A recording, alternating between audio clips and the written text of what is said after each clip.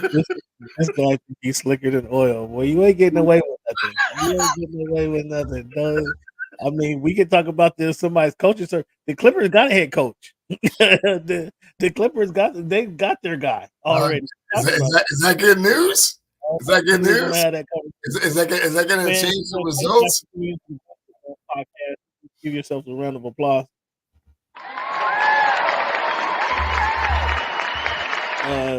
Give Cleveland a round of applause today.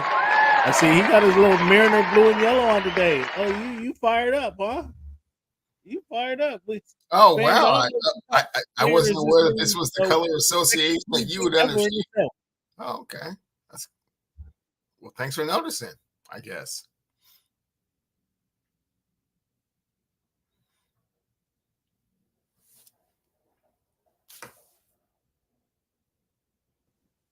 So, I mean, keep it. I don't know what's going on, but keep it up, huh?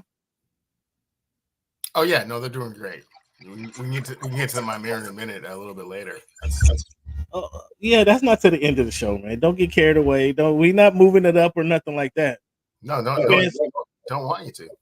Fans, thank you guys again for tuning in to the Voice of the Fans podcast. This is week 296, Cleveland, of the Voice of the Fans. Of this iteration of the Voice of the Fans podcast is June 12th, 2024.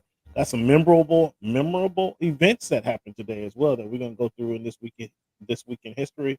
We're going to talk some NBA playoffs, obviously, NFL offseason. We're going to talk about who the Kyrie Irving of NFL is. I want to see if Cleveland agree with me who the Kyrie Irving of NFL is. He don't want to give Kyrie no credit for being on his best behavior. Present day or in the past? Present day. You don't want to give Cleveland any credit for, or you don't want to give Kyrie any credit for being on his best behavior for a certain reason. And we want to know, we're going to talk about the Kyrie Irving of the NFL.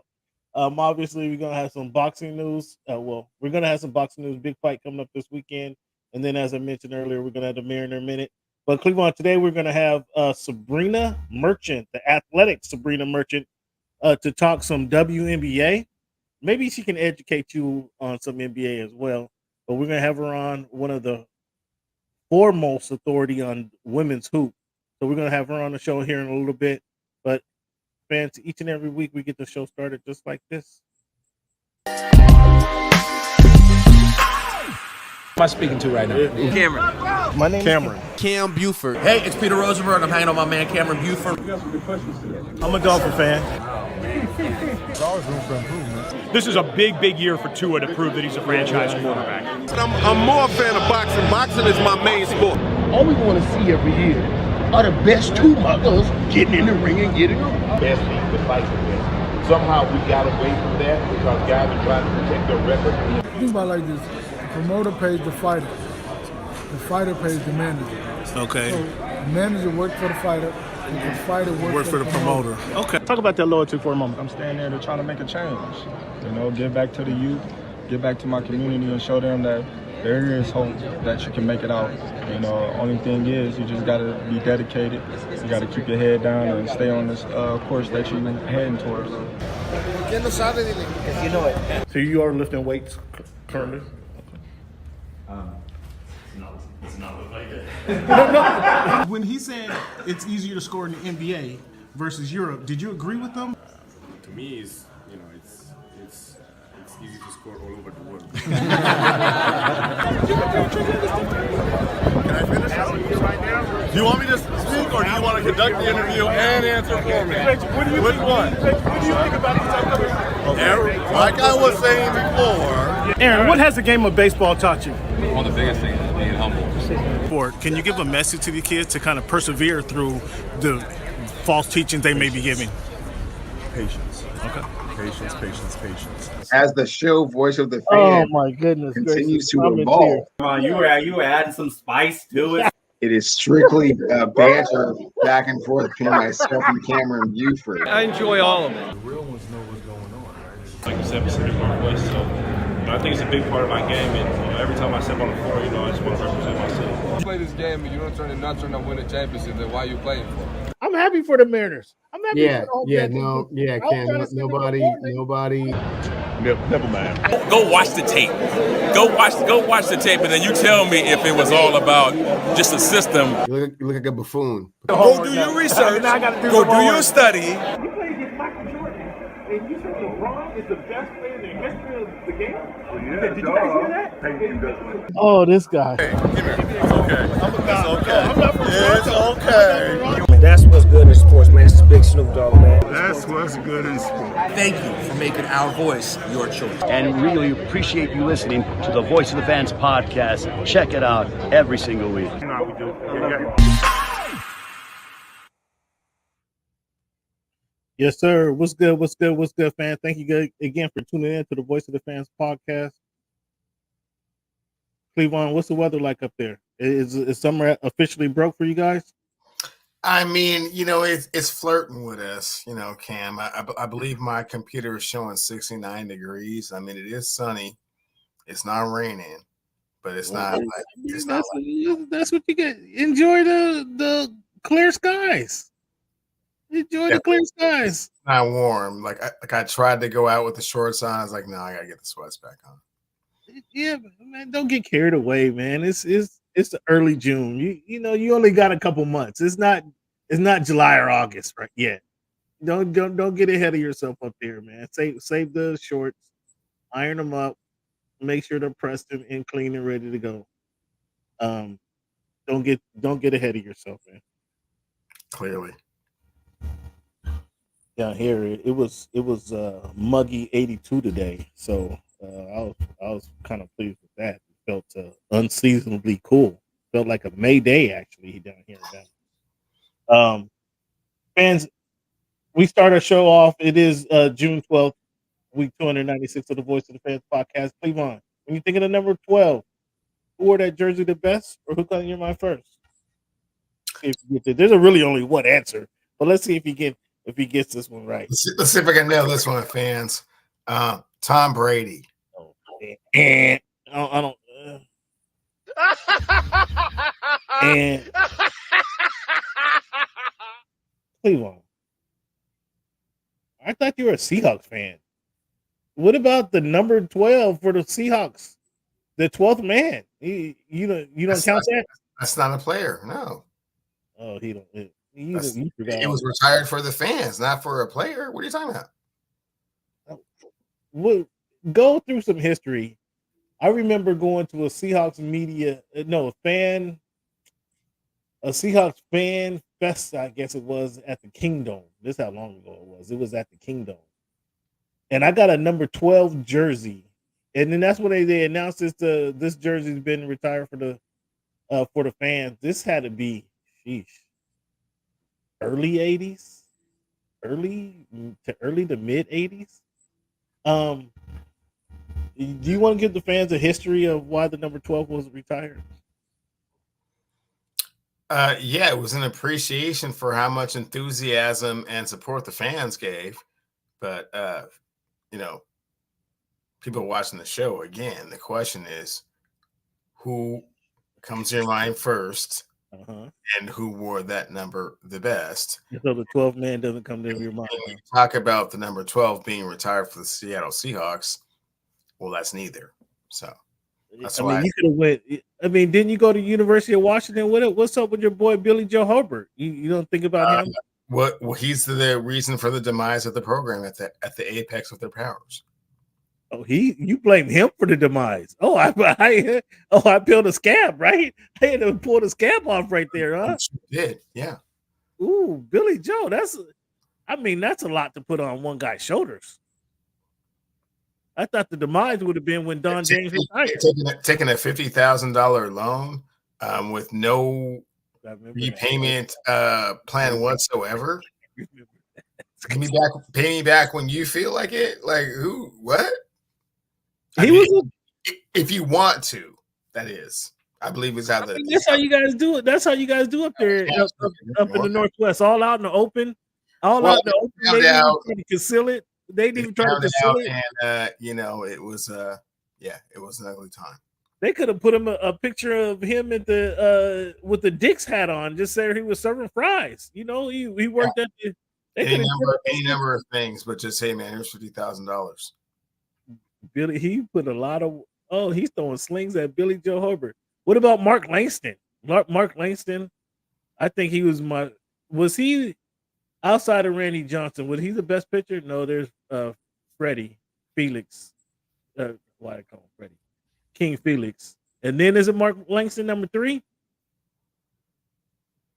Well, you were leaning towards Freddie Garcia. It's either Langston or Garcia, but I would kind of lean towards Langston, to be perfectly honest with you. And then you even left off John Stockton. How could you? When you think of the number 96, because John Stockton didn't win 7 championships. John Stockton didn't have the greatest coach ever coached the game either. On the side, people conveniently forget. Hey, Jerry Sloan. I mean, was he top 4 all time in wins? Number 96. Number 96. Who come to your mind, or who do you think of first when you think of the number 96? Well, that's Kennedy on both accounts. Yeah. Can't argue there. Cleveland, what's your thoughts on Dan Hurley rejecting the Lakers offer? Apparently this job isn't as prestigious as it once was. The college coach says no. This is the second time you guys got spurned by a college coach because Coach K said no to you guys as well. Talk about why you guys can't see an Orlando coach. Well, last time it was Coach K, and understandably so. I mean, he, had become an institution there and just had tremendous success. Dan Hurley, not quite sure what his deal is, but hey, go ahead and keep dealing with them college kids. Probably some of it has to do with the fact that the Laker organization hasn't really solidified who their best player is. I think there's still a little bit of debate as to how that's going to look going forward. And, LeBron, in my opinion, being their best player at present, only has 2 more years. And then what? So, some question marks down the road. I think that's kind of what led to Dan Hurley determining that he didn't want to, take the risk of coaching the greatest franchise in the history of the National Basketball Association. Well, after the Celtics win, you're not going to have much of a leg to stand on. You Snitchy Russell and Rui Hachimura, that's not enough to look towards the future? No. It is not. 78-65. 2 minutes to go in the third quarter. Boston Celtics are up on the Dallas Mavericks in Dallas, Cleveland. Are you surprised by this lead here the Mavericks have? Or excuse me, the Celtics have? Very surprised, especially considering that everyone knows that no one's ever come back from no 3 deficit to win a championship. So if you lose this game, you're not going to win the championship, pretty much. Yeah, I'm surprised.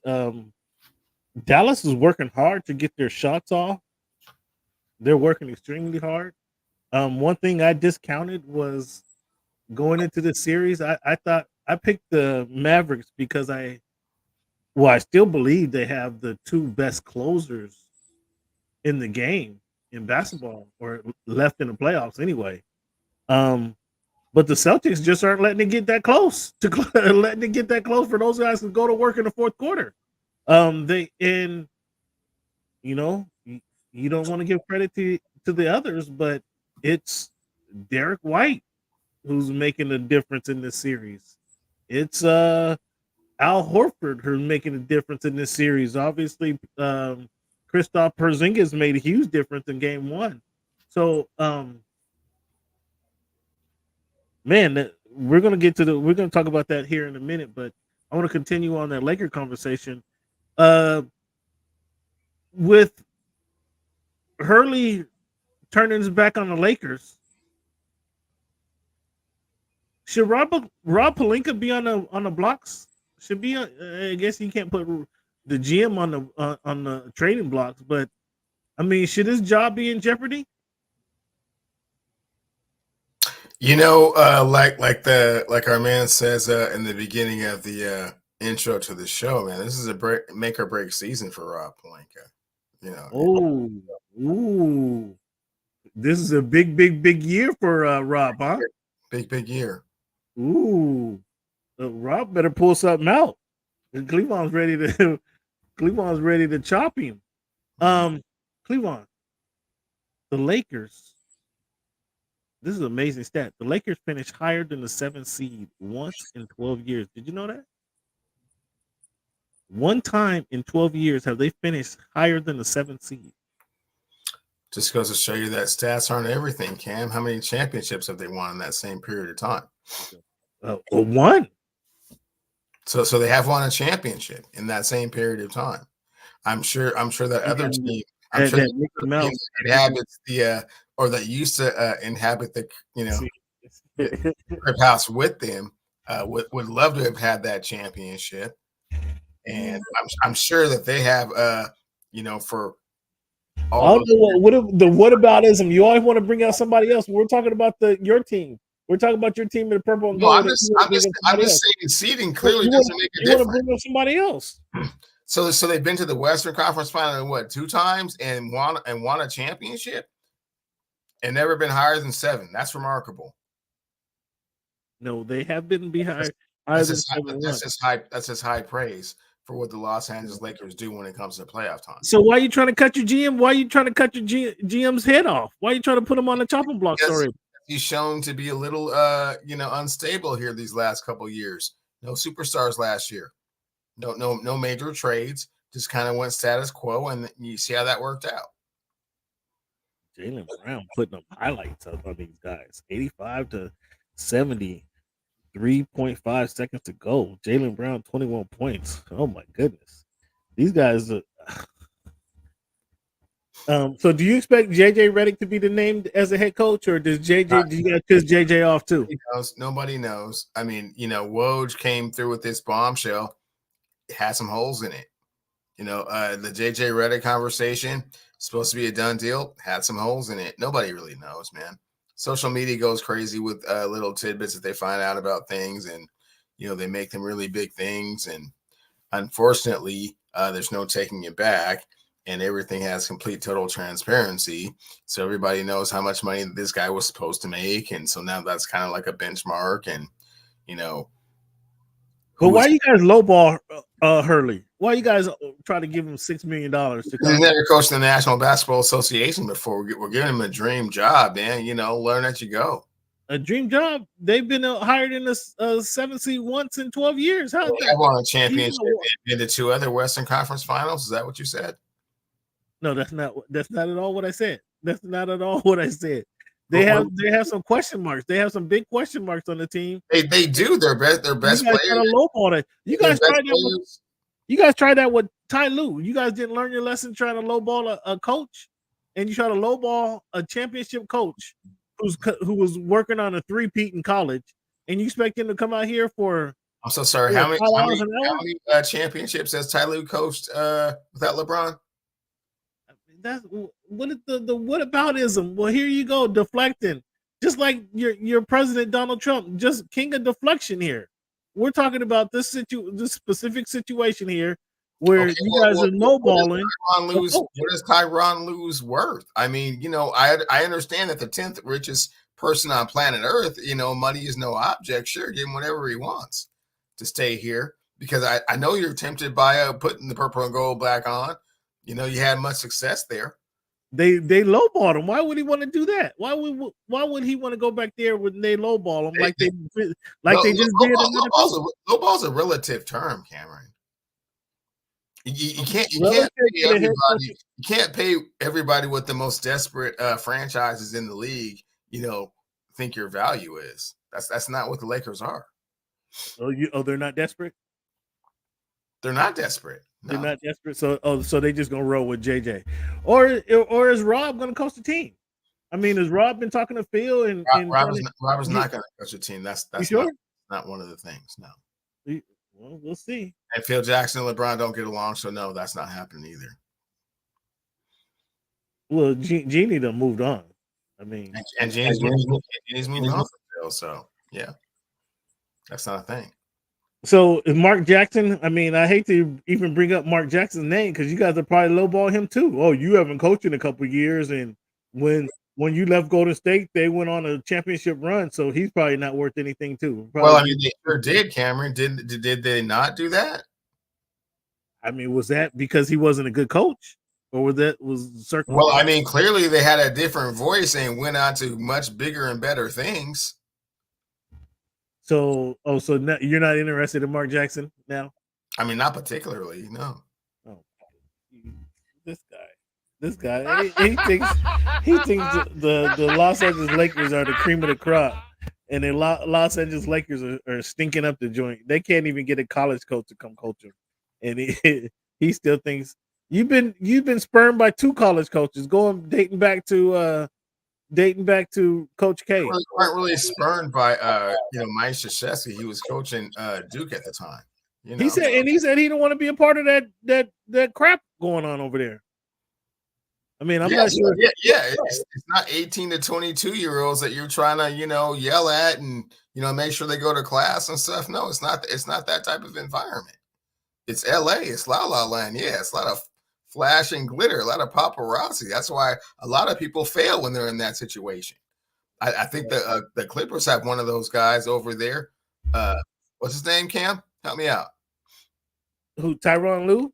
No, the other one. The other one. The coach everybody wants? No. The walking triple-double a couple years ago. What was his name? You know what? I'm not participating in whataboutism tonight. Cleveland, we have a 15-point game, 11:30 to go.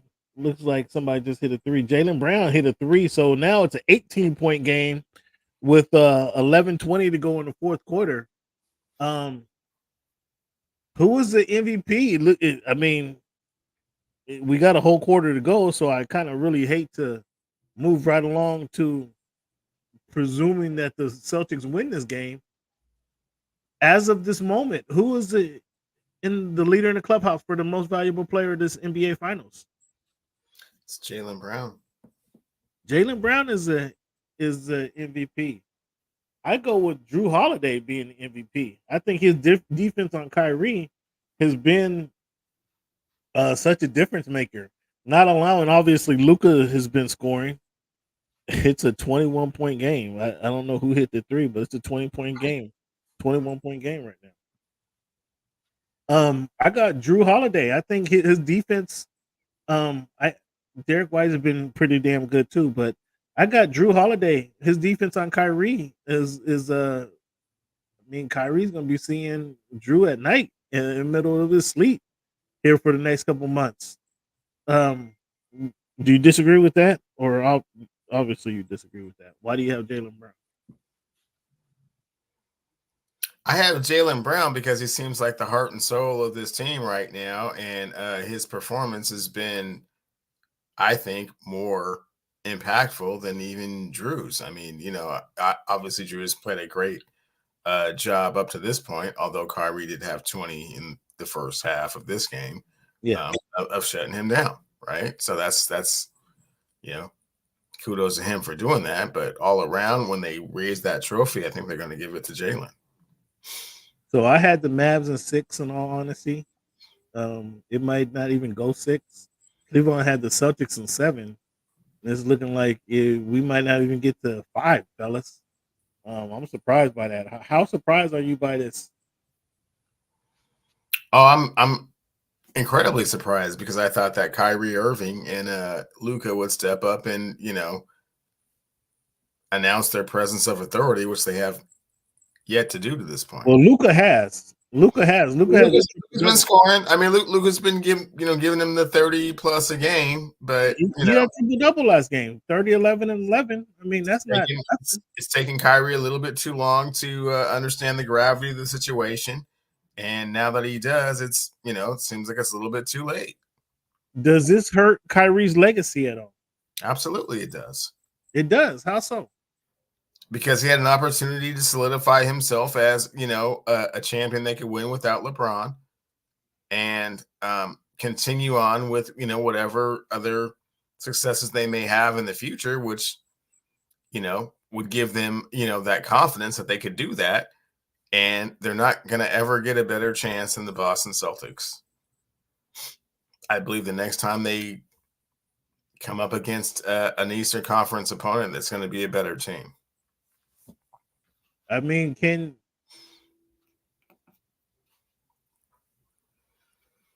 you think Dallas is going to get worse next year, or do you not? Yeah. They're not going to be in the NBA Finals next year. I mean, you didn't think they're going to be here this year, but you expect Dallas, OKC, Minnesota. I mean, are you going to give Minnesota and OKC some? Are you putting any stock next year in either one of those guys, or is it going to be Dallas or Denver? Excuse me. Well, Cam, we have to go to the draft and stuff and see what we find out. The draft, they know the draft is not going to make a difference for drafting free agency is going to make a huge difference. The Spurs have the 4 and the 8 pick, and they already have Victor, right? So you expect the San Antonio Spurs to be competing for the top 4 team in the Western Conference next year? Possibly. Oh, come on. Victor's learned how to play the game. Come on. Who in the draft? What up, Spooky? You feel? I mean, I was on Kyrie. I would have gave Kyrie the Comeback Player of the Year award at the at the end of the season. But Cleveland, who in the draft can elevate the San Antonio Spurs to the top 4 team in the Western Conference? Man, not sure. I mean, they have the 4 and the 8, and they can package that and trade it. I don't know what the Spurs are going to do. Oh goodness!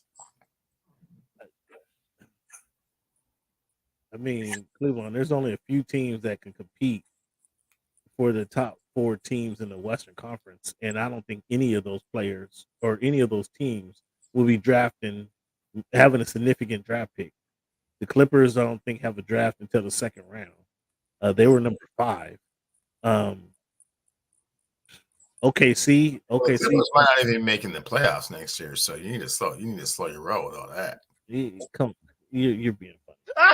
The fans don't even believe me when you say that stuff like that. But come on. There's a lot of uncertainty over there. Is Paul George coming back? I mean, is Kawhi Leonard going to play 60 games? I mean, we don't know. There's a lot we don't know. I mean, they may start Kawhi Irving. It's great they gave Ty Lue that extension, but he's just doing the coaching, right? He's not actually getting out there and playing every night, right? They really don't want him playing every day at this age, at this date and time. Oh wow, really? Because they gave him $50 million a year. No, to coach. They don't want him playing, so that's not a concern. So I'm sorry. You're talking about Ty Lue. Okay, yeah. Because sometimes it looks like maybe you should give him 10, 15 minutes. This whataboutism, I tell you, fans, is absolutely bananas. This guy is going through right now. So where's your team? Where do you make a prediction? So you try to predict the Clippers don't make the playoffs. You got San Antonio in the top 4 of next season, top 4 in the Western Conference next season. Where are the Lakers going to be with their coachless team? Or is Jeannie might put on some sweats and sneakers and be on the sideline. Where was Jeannie going to take this team? Well, Cam, like you're saying, there's a lot of to be determined factors who's going to be coaching this team. As of right now, LeBron James, is not locked up to be a Laker, so there's that to deal with. You think he's going to go play with the Suns? I don't think so, but again, there's some uncertainty there, and maybe that's what Dan Hurley was a little bit leery about. Maybe the organization couldn't give him enough assurance and confidence that, LeBron was even coming back. That's probably the first question he asked. Is LeBron coming back? Like, well, we're working on that. Like, oh, okay. Well, man, you want me to jump ship from Connecticut and you don't even know that part? It's like, do we have to draft Bronny? Like, okay, well, give me an answer to that. I mean, that goes without question, right? It's like, okay, well, are you trading for, DeRozan and Levine, or what are we doing here? Like, a lot of those kind of questions probably got asked, and it's like it's a little too soon to tell. But this is what we think is going to happen. It's like, oh, okay, well, a lot of what you think is going to happen adverse. I already know who I am over here, so I think that's kind of what led to him saying like, yeah, I'm already, back-to-back champion going for my third,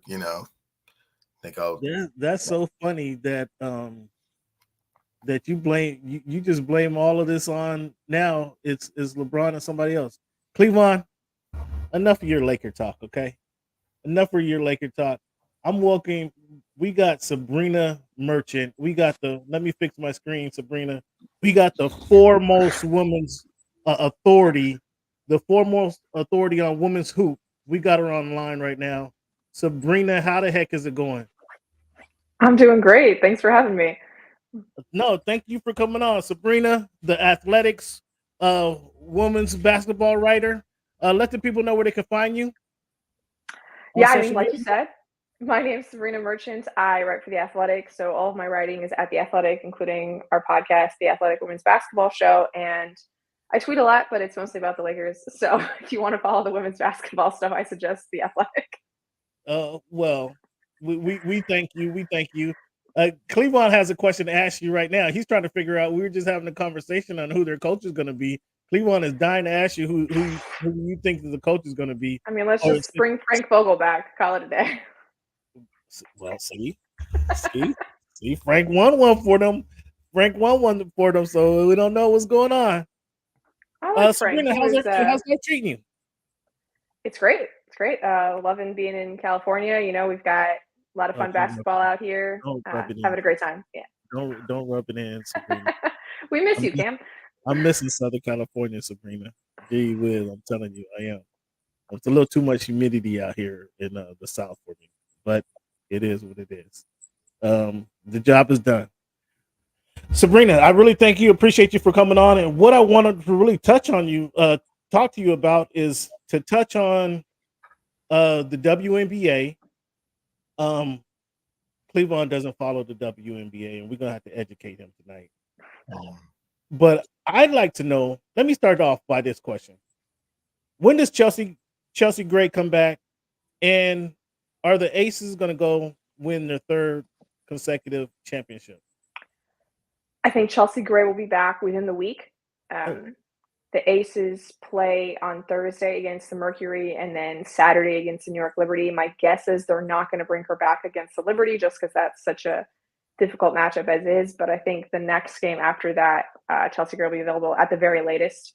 Either, because she's already questionable for this game against Phoenix. So upgrade, from the out that she's been for the first 10 games of the season. But yeah, I would say I'd be very surprised if it was not within the week. And, obviously the Aces are in a tough position right now. They're 5-5. They're 7th in the standings. Not where you want to be, in terms of postseason standings, but we're very early in the season, only a quarter of the way through. I still think the Aces are far and away the best team in the league. And, New York looks better than they did last year, Minnesota, Connecticut. But, we've watched Asia Wilson play for a very long time. I think she's the best player in the world. So, yeah, I would still have the Aces as a heavy favorite. The only thing is that I'm kind of concerned about is that they've had to, extend Asia and Kelsey Plum and Jackie Young so much for this first part of the season with Chelsea out. And they're not going to get a rest during the Olympic break because all four of them are on Team USA. So in terms of fatigue, that concerns me just ever so slightly. But I look at the other top teams in the league and Nafisa Collier from Minnesota, she's going to be at the Olympics along with Alana Smith and a couple of their other best players. Brianna Stewart and Sabreena Ionescu going to be at the Olympics, Alyssa Thomas. So it's not like anybody else is really getting rest, so to speak, during that time off. So I do think that even though it's going to be a really long season for Las Vegas, they don't play overseas anymore. They're gearing up for this particular WNBA championship. So yeah, I was very excited to see the Aces injury report saying that Chelsea Gray was questionable, and I think it's full steam ahead. Chelsea Gray is a beast, Cleveland. I'm not sure how familiar you are with her game, but Chelsea Gray is an absolute beast. Kelsey Plum, I think they'll be in rhythm. How much time? They're not going to be during the Olympics. Obviously, they're going to be travel involved, but they're not going to be playing 30 minutes a game, right? They're going to be playing 10 to 15 minutes a game. I would say Asia might be playing 25 to 30 minutes a game. Okay. And Chelsea is kind of the only true point guard on the USA roster. So she'll get 20, 25 minutes. But, it's still 6 I think 6 games tops over Mhm. that month. So it's not like it's a terrible amount of basketball wear, but still, you look It's at, other players who just get to do nothing for a month, and it's obviously a different right. amount of rest. But Chelsea, that'll be a good chance for Chelsea to kind of play her way into shape, wouldn't it? I mean, Absolutely, absolutely. I mean, all so we knew about Chelsea was that she was definitely going to play before the Olympics, and now we have a more clear window. So I think this is good. This is a good timeline for them. okay. Now explain this to me. I talked to Miriam about this in Dallas. I got to see Miriam in Dallas, which was really cool. What has it? This Caitlin Clark discussion's been going on for over a year now, and Miriam gave me a good answer, but I'd like to hear your feedback. What is it about Caitlin Clark that just caught the world on fire, or just caught the world's attention? Like, there's been a lot of other good players, female basketball players, Diana Taurasi, Sabrina Ionescu, Brianna Stewart, Sue Bird, Kelsey Plum. What is it about Caitlin Clark that just captures everybody's mind? Yeah, I think it's a few things, right? It's interesting that you mentioned that you had this conversation in Dallas because I think Caitlin Clark's national coming out party happened in Dallas last year during the Final Four. Like I was covering the NCAA tournament, even the Sweet 16 and the Elite Eight. I'm in those games in Seattle, and it's not sold out crowds. Like these are, again, NCAA tournament games. We're talking a right to play for the Final Four, Right. and 60% capacity in Seattle. Like it was a good crowd, don't get me wrong, but it wasn't like what we've grown accustomed to when you think about Caitlin Clark and Iowa and the Indiana Fever. So I think, part of it is Iowa has this magical tournament run in 2023 where they bring back basically the same team from a year ago that had lost in the second round. And Caitlin Clark has, a National Player of the Year type season. So everybody's kind of aware of who she is. And then they beat undefeated South Carolina in the Final Four. And Caitlin Clark has this 40-point showing, coming off of the triple double that she had in the previous game. And her stats start to come, Settle down. to her stats start to draw some national attention. And I do think it was very much David Goliath situation, right? Like nobody really knows anybody on Iowa, but Don Staley, South Carolina, and this is an undefeated team. And for Iowa to come in and absolutely shock the world with that win, I think that's part of it. And then we just had this general wave of interest coming into women's college basketball dating back to 2021 when, I don't know if you remember, they had their tournaments in a bubble, right? The men's bubble was in Indianapolis and the women's bubble was in San Antonio. And there was that viral TikTok that came out of San Antonio from an Oregon player named Sedona Prince, who showed, this is what our weight room looks like. Yeah, the This locker is room. what Yeah, the men's weight room looks like, right? yeah. And so you have that investigation for the NCAA, what I think it was called the Kaplan Report, and it shows all of the inequities that are supposed to be addressed by Title IX, but that the individual member schools hadn't been taken care of, that the NCAA hadn't been taken care of. So a lot more focus starts coming into the women's tournament, right? They're allowed to use the March Madness branding for the first time. ESPN is showing every single one of their games on television. That only started in 2021. So just more access to the tournament, this big discussion about why is there this gap between what the NCAA does for the men, what the NCAA does for the women. And then we have the NIL piece of it all, where female athletes are just so good at social media. They're so good at marketing themselves. They're so good at creating their own brands. I think female athletes at that age far better than men at using social media to their advantage. And so it just creates this other surge of interest into women's sports. So you have that. You have all being on national TV, the TikTok. And so college basketball is just experiencing this surge. And Caitlin Clark is perfectly positioned to take advantage of that, because her game is so appealing, right? It's like the Steph Curry effect. She takes these big pull-up threes. She's talking trash to her opponents. She has that moment with Angel Reese during the national title game, just like she had a moment with Haley Van Lith 2 games before. And so she's an easy player to follow along with. I do think it helps, that she's another white marketable star from middle of America. And all of these things just come together. And then what does Caitlin do? She just lives up to every bit of the hype during her senior season, right? She goes on to break the Division I women's scoring record. Then she breaks the overall college scoring record. She takes her team all the way to the national title game with some real tough games along that NCAA tournament stretch. And yeah, they lose to South Carolina ultimately, but everything you could have asked for Caitlin, with all of the hype, with all of the pressure on top of her, she delivers in that senior season. And how often does that happen, right? We're so excited to see something and they actually live up to all of the expectation? I mean, Okay, I was so just, yeah.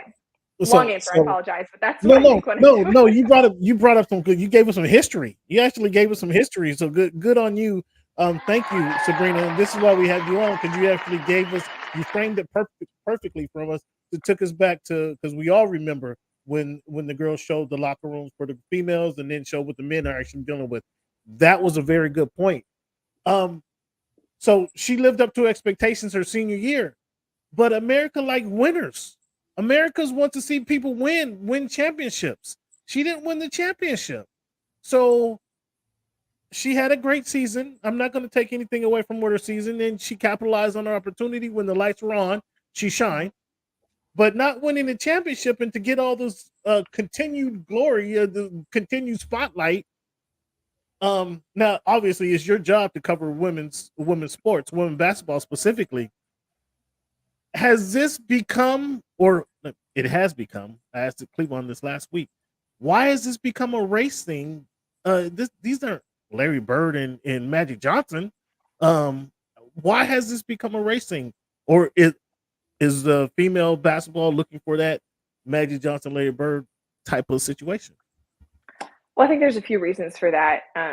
Just in general, in the WNBA, historically, a larger percentage of the coverage has gone to white players versus black players, even though there are a majority black players in the WNBA. And it's, I mean, I consider myself like part of the responsibility among the media to make sure that we equitably cover the league. And just for a long time, that hasn't happened. There's just been more coverage given to white players, like all of those college stars that you mentioned that made it big in the WNBA. I mean, inadvertently, those are all white players, right? Like the imbalance between how much we talk about Maya Moore and Candace Parker versus Sue Bird and Diana Taurasi, even though think about how great those two were, right? It's just how things have happened, right? So, Caitlin, I think for her part, has done a really good job of making sure that she honors everybody who comes before her. Like she's mentioned Cheryl Swoop, she talked about Lynette Woodard when she broke her record in college basketball, and has tried to, dim the fire on all of these rivalries with Angel Reese and Kennedy Carter or Leah Boston or whoever else she happens to be pitted up against who happens to be a black athlete. And, I think we look back at that 2023 national title game when LSU played Iowa, and because of that big number that it got on television, right? Almost 10 million viewers during its peak. I think it was 12 million viewers during that peak in the 2023 national title game. Yeah.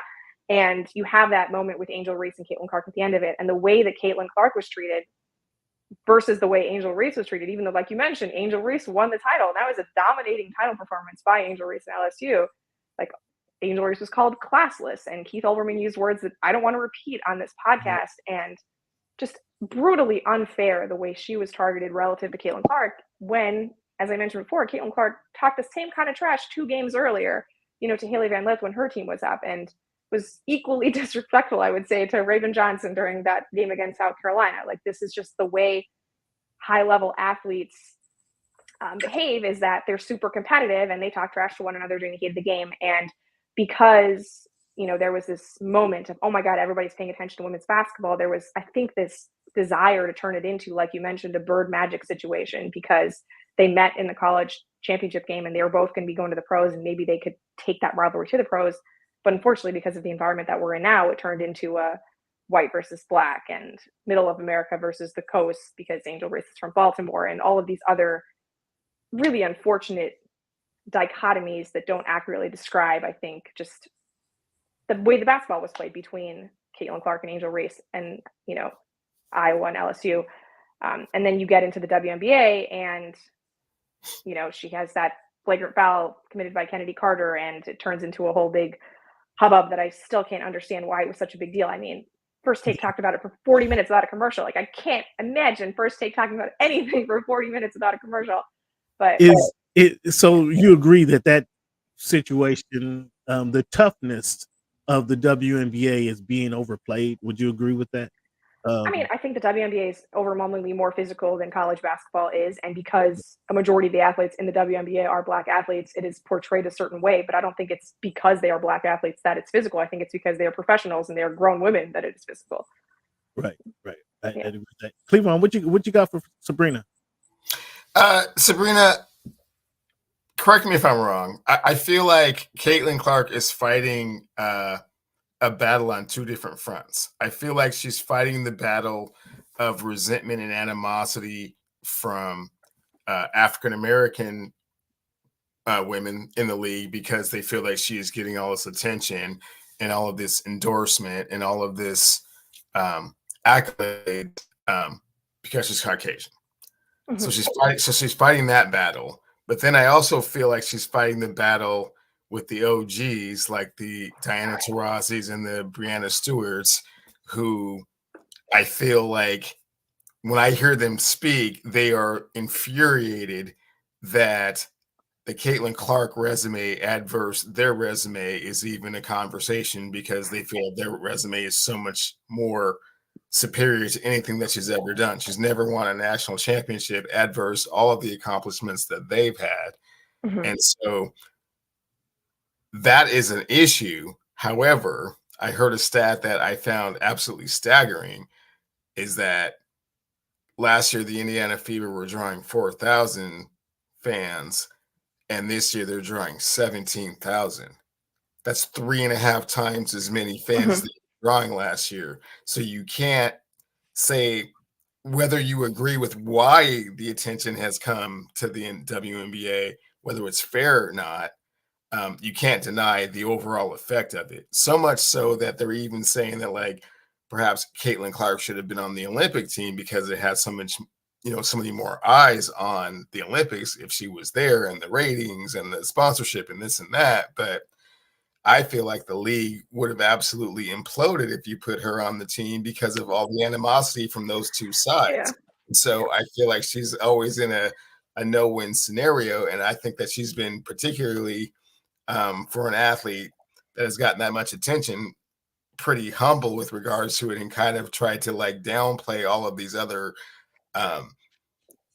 facets that are going on all at kind of at the same time. So, I mean, can you kind of speak to whether that is there's some truth to that, or like I feel like there's like there's no way to win this battle because it's being fought on so many different fronts and there's no resolution that's going to appease all of the sides.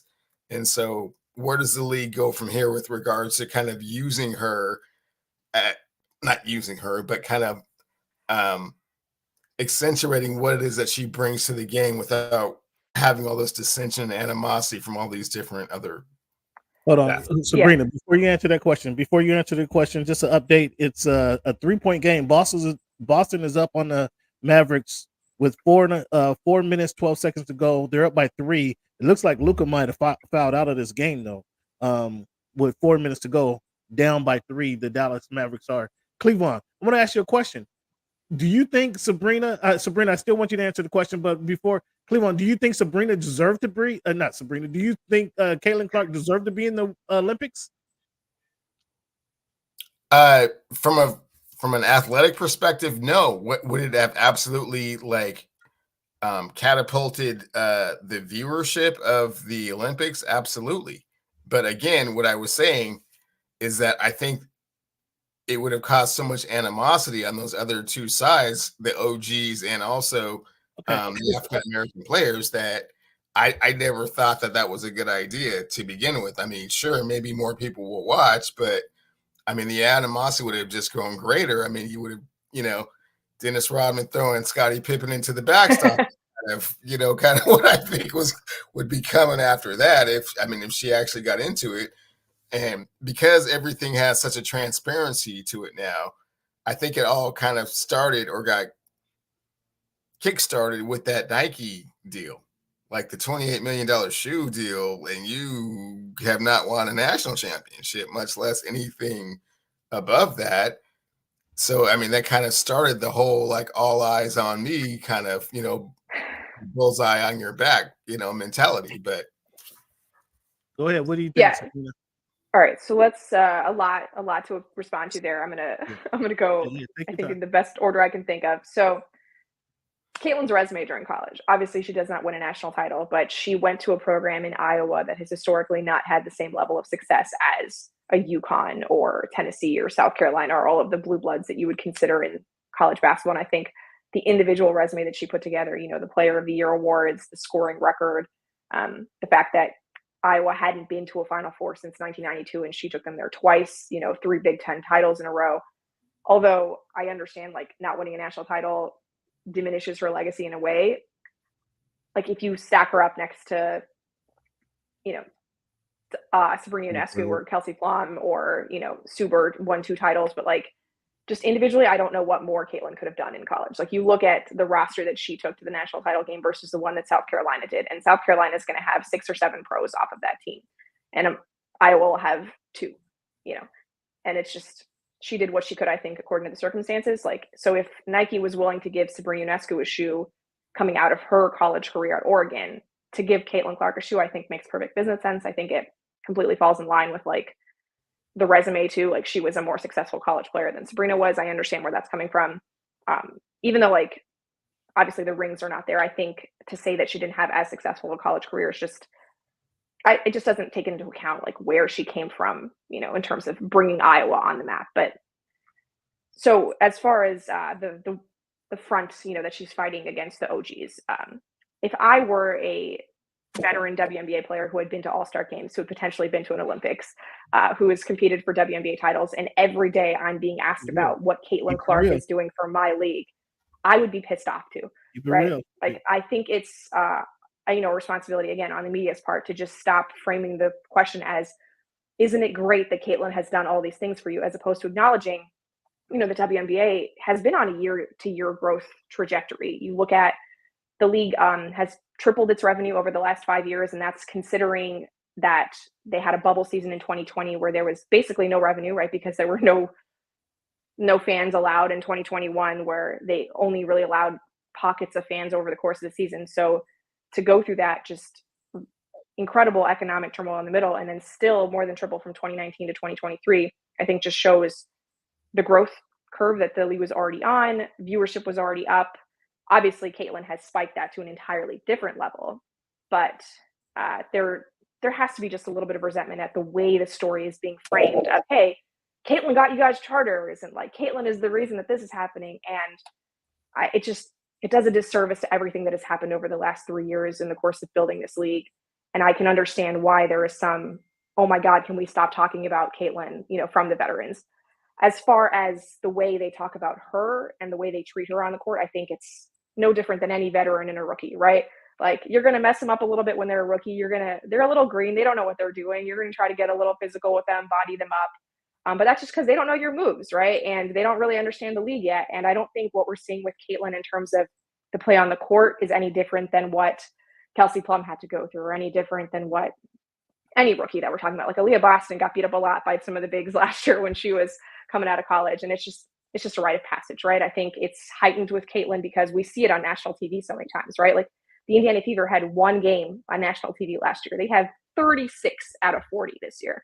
So we're just being exposed to it so much more than we were last year. And I think because of that, it's like, oh my God, can you believe, like, what kind of defenses are thrown at Caitlin? It's just smart basketball, right? Like, this is the way to stop the Indiana Fever. It's obviously working out very well because Indiana's not winning very many games. So I think that's kind of an overblown thing with the veterans, just because I think the people in my profession were better at asking the questions and framing the way that Caitlin has impacted the league, the veterans wouldn't have to respond in this way. Got you. Yeah. So the Fever, their season, most of their games have been front loaded, if I understand it correctly, right? Mm-hmm. There was a lot of games early. That's going to tail off and kind of even out toward later in the season, right? It's absolutely, yeah. They can't play that more games than everybody else, so that'll give time for more faces in the WNBA to get more recognition. She's not going to fade out of the spotlight, but it'll just elevate more players. Correct? Would you agree with that? Yeah, and I think, like, we've already seen an elevation of the players who have played against Indiana, right? Like, Pat McAfee, I hate to use him as an example, but, like, when he's watching opening night of Indiana versus Connecticut and he realizes, oh my God, DeWanna Bonner just entered top 5 on the WNBA scoring list. I'd never heard of her name before, but then he name drops her on, like, the next Pat McAfee show, and, like, he and DB are tweeting back at each other, and that's kind of cool that he's using his platform to bring eyes to a player who's one of the WNBA greats, right? And, like, if you're watching these games against Connecticut, you see the girl, Dejanay Carrington, who's guarding Caitlin Clark for the majority of the possessions, and everyone's, introduced to the idea of, hey, Dejanay Carrington's an awesome defender, and look at the way she's getting in Caitlin Clark's airspace. And it's kind of great that, like, yeah, most people didn't know players on the Connecticut Sun last year, but because they played Indiana 3 times on national television thus far, we've gotten to know them a little bit, and that light that Caitlin brings gets to shine on some other players too. That's pretty dope. So for those of you like Cleavon who think she should have been in the Olympics, I disagree with that. I don't think she should have been. I'm with Cleavon, actually. I think she should have been. How is that gonna? That's not gonna elevate the Olympic game. That's not gonna elevate the Olympic game. The way I see it. They're still gonna be playing at 2 p.m. Eastern time. They're not gonna get prime time action over swimming or gymnastics. The gold medal game is going to be at 6:30 a.m. on West Coast time, so it's gonna be a toughie. Yeah. See, so that's what I'm saying. It's not elevating that. That time is in the Olympics is not a popularity contest. She's gonna get her shine in the All-Star game. She's gonna All-Star game though. She's gonna get a chance to play and get a chance to shine against team. I think a team that has more. That's a more competitive team. She'll be able to play against the best with more competitive players. So I think that'll be a better opportunity for her to elevate my game or her game. Go ahead and explain your point, Sabreena.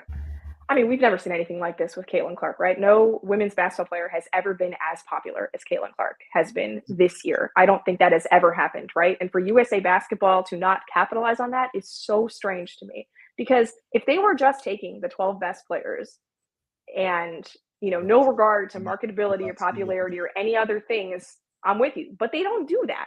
They give qualifications to, oh, hey, you've been a lot of time to USA Basketball in the past. Like Diana Taurasi, she's been there for 5 Olympics. I don't think she's the best 2 guard they could have taken on the national team this year. They could have taken Kayla McBride. They could have taken Enrique Gumbawale. They could have taken Ryan Howard.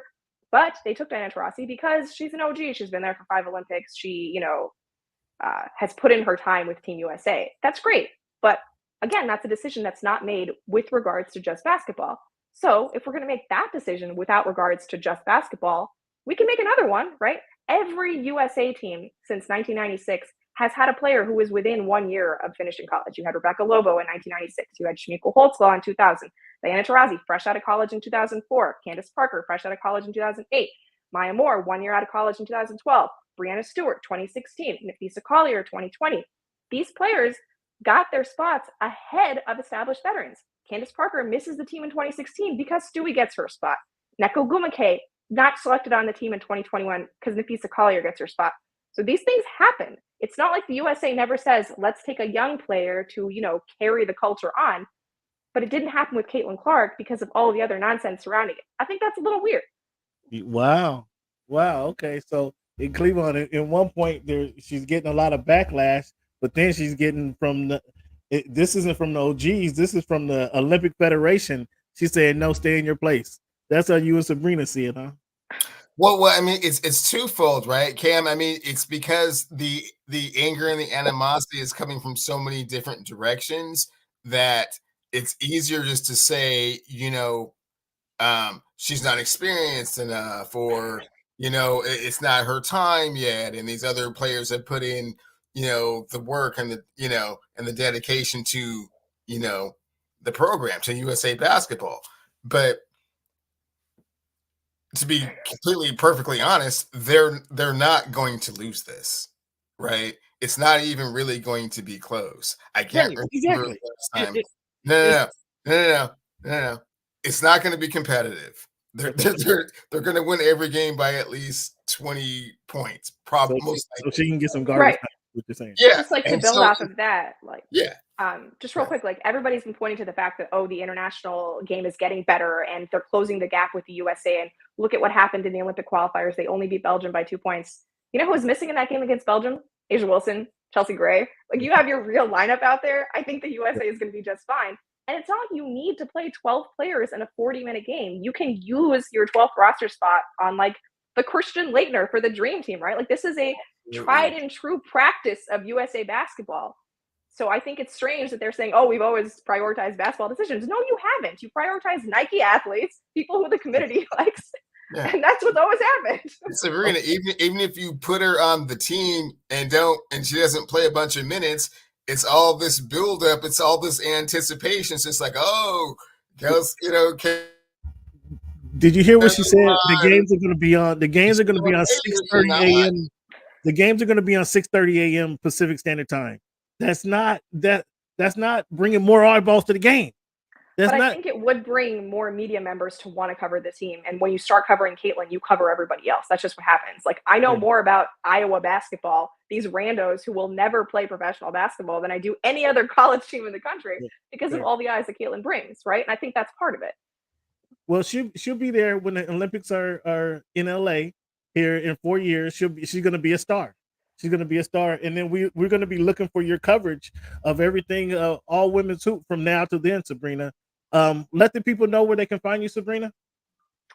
Yeah, so like I said, I'm at The Athletic. Just go to the WNBA tab or NCAA Women's Basketball if you want to see anything that I write. And if you feel like following me on Twitter, I'm at Sabreena. That's SABREENAJM. Sabreena, thank you so much for joining us. You're going to have to come back maybe after the Olympics, because we know who's going to dominate this. When we get WNBA playoff time, you can keep update everybody on the season and WNBA playoff. Do you want to say anything about the Sparks before we let you go? Anything about, give us a feeling about the Sparks and what you see from the rookies on the Sparks? My Sparkles. I'm so excited about the Sparks. This is the first time I've been excited about the Sparks in maybe 4 years. They have two fantastic rookies in Cameron Brink and Rakia Jackson, who are going to be just this dynamite front court of the future. I saw some talk about Cameron Brink in the comments. She's been awesome to start her WNBA career. Just an incredible defensive force right off the bat. We're going to have to figure out the scoring package, but it's early. It's early. The fact that she's leading the league in blocks makes me very excited about her future. And, Kurt Miller's got the Sparks, I think, on the right track. So a lot of young talent in LA. It's a good time to get in and really feel like you can, be on the right, like, not the bandwagon for this team, but like part of the real fans of this team going forward, because you join at the low points and you get to really enjoy the high points. Yeah, that's a real deal. Sabreena, thank you again. Yeah, thank you. Sorry I monopolized the entire conversation. No, that's what we wanted. We wanted your feedback. We wanted your smarts, your wisdom. As I said, the foremost authority on women's sport. I say all of basketball, but you cover women's sports, so I'll limit to that right there. I'd rather have you on the show every week and talk NBA than this guy, Sabreena. Trust me. Trust me. Well, thank you, Cam. It's very nice meeting you, Cleavon. Thank you for your time, and we have to do this again, Sabreena. Appreciate your time. All right. Thank you for having me. Bye. Sabreena Merchant, go follow her on Twitter. She's awesome. If you guys don't know, if you guys can't tell, very, very informative on women's on sport, on basketball in general. But she covers women's sports for the Athletic. So we thank Sabreena for coming on. I think that was an awesome segment, Cleveland. What's your thoughts on Sabreena?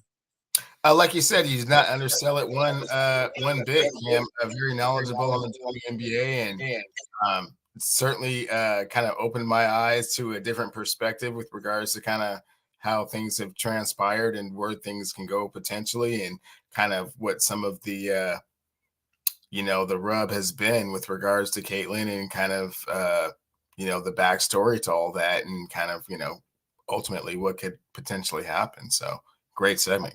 Great show.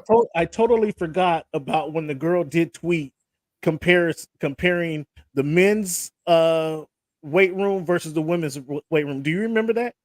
I do, yeah. Yeah, and how the women had the little so disproportionate. It was just like the little 2-pound weights. Yeah, I remember that. And then she just said that was a swell. It was a swell since then. So it's been way before Caitlin at Iowa. Going back to I think that was 2021 she mentioned. But that was spectacular. Again, Sabreena, go follow her.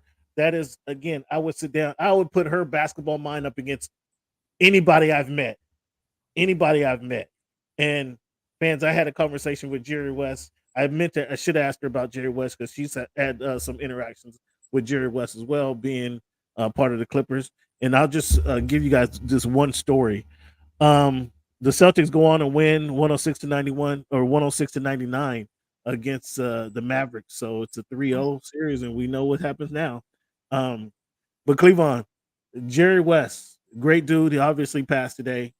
Kind guy. You would think, or I've been around. I told you guys a story about talking to JJ Redick last week. And no, JJ Redick stopped and gave me some of his time. But again, there was some douchery there. And not saying he was not saying he was a complete douchebag because he stopped and gave me some of his time, but there was some douchery there. I could tell in the conversation. Jerry West, there was none of that. Jerry West, it was just the only reason I couldn't get every question asked of Jerry West is because there was a circle around Jerry West. You know what I'm saying? Even though still, I mean, in the Staples Center crypto arena, during halftime, everybody goes down and gets their soft serve ice cream is kind of a hit in the media room. So everybody is either in line or huddling around that soft serve ice cream machine. And Jerry West would have he would get his ice cream cone and talk to people and talk to media members like myself. Well, I didn't work for ESPN, I didn't work for KTLA, I didn't work for Spectrum Sports, but yet we were in the media room. He would have a conversation with us. My lasting memory, I have a couple interviews online with Voice of the Fans on YouTube, but with Jerry West. I don't have any pictures with Jerry West, but my lasting memory, well, I will always remember Jerry West for, was at the Clippers Media Day, the year they drafted Shai Gilgeous-Alexander. If you remember, the year Shai came out, I think they got Shai like at 12. I want to say that. But Darius Garland, who he played for Cleveland now, right? He played for Cleveland. He was the talk of that draft. That was the guard everybody was talking about in that draft. Jerry West, it was me and my guy, David Jordan, Eshe Magazine. Go check him out. Eshe, ESHE Magazine. The media day was kind of wrapped up. We had talked to all the players we can talk to all the coaches we're gonna talk to, and we weren't heading out, but we're kind of just lingering around pretty much. And we had our backs to the crowd, like we were having our own conversation with our backs to the crowd. And Jerry West may have had a couple. He had a couple in him right now at this point. Whatever his brandy, tequila, whatever his drink of choice was, he probably had a couple of them at this moment. He walks up and put his hands around both of us. And I'm like, I don't know anybody at this event who's going to put their arm around me like that, right? But David, the guy I was talking to. So it was weird that somebody came and put their arm around. And then this one dude who, we weren't standing right next to each other, but hugged us both. And I kind of looked and I was like, "Oh, Jerry, what's good, Jerry?" And Jerry says to us, he said, "Everybody's talking about that kid Garland, but he can't." Shai was over there taking his team pictures the first time he was in his uniform, taking, they pose for the team pictures. He's dribbling the ball, holds the ball up to the camera and the big white screen, but he's 10 feet away from us. He says, "Everybody's talking about Darius Garland, but he can't hold a jock strap to that kid right there. He's going to be great." Oh, okay, Jerry. It made me look at Shai a little differently. When Jerry puts a stamp on him, boom, you got to think about this kid just a little differently, right? And ever since then, I mean, you just kind of, I think my first question to Shai was, Jerry puts a stamp on it. What's your thoughts of Jerry when Jerry tells you you're going to be great? He's like, "Oh man, well, I have to work hard and I have to live up to his expectations. If he says, I can't." He said, Shai said was something that was really, I think Shai is kind of, what did they say? Has an old soul. Some guys he was 19 at this time, but he thought more mature than a 19-year-old. He's like, well, just because he says it, I still got work to do. I got to live up to that expectation. I can't. I got to make him. I got to make him right. Like, oh, okay. It was so he accepted it and applauded it. But that be forever my lasting memory of Jerry West. And then obviously we once had a conversation with about him acquiring Kobe Bryant, and everybody knows the story that he had Kobe playing with Michael Cooper. He told us, well, this was in a group setting, that the story on that one was a little twisted. They didn't play a game of 21 because that game didn't go 21. Once he saw Kobe hit a couple jumpers, that game was over. He didn't need to see any more. So they may have started out at 21. That game did not go to 21. That game was a short game because once he saw him hit a couple baskets on Michael Cooper, who at that time he wasn't in the league, but he knew Cooper still had some defense in him. And once he saw that, he said, "Yeah, that was over. I've seen enough." And he told us that in the group setting. So Jerry West, man, he had an awesome career. It's funny to think that if Jerry West played in the 2000s, what the perception of him would be. Because you go to 9 finals, everybody giving LeBron a hard time for going to 10 finals. Would you say 8 finals in a row and you only win 4 of them? Like, if he went to 9 finals and only win 1 of them, I mean, what would people be saying? And how did he get the name? He got the name Mr. Clutch because he hit that running jumper to send the game into overtime. I'm not bashing on him, but the game was different back then, right? The game was so much different back then. He averaged 44. He averaged 44 points with no 3-point line. So obviously he was a baller, right? Obviously he could hoop. Jerry West, cool dude, man. That's my lasting memories of Jerry West. Again, the only reason if he was around, he wouldn't answer all of your questions is because there were so many people. That was the only reason. He was a kind, willing dude and loved to talk basketball. Loved to talk hoops. So. What's your lasting memory of Jerry? The more I hear you talk, the more it just kind of brings back that same sentiment. I've heard so many different people from so many different walks of life that have that exact same story.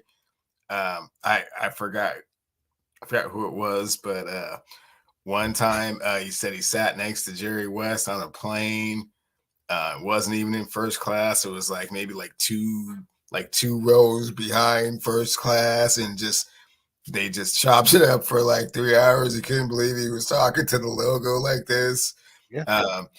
I've heard like Snoop, some people like you would never think that like Jerry West would be like in that environment or comfortable in that atmosphere right there.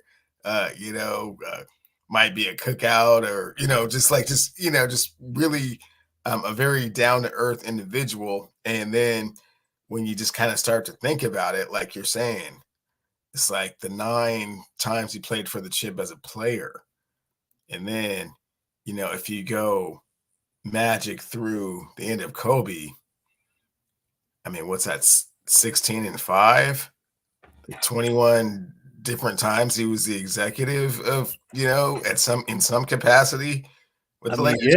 21 times. Yeah. What he did with Memphis. Memphis was a what do they call them? The new team. The new team to the league. They weren't you know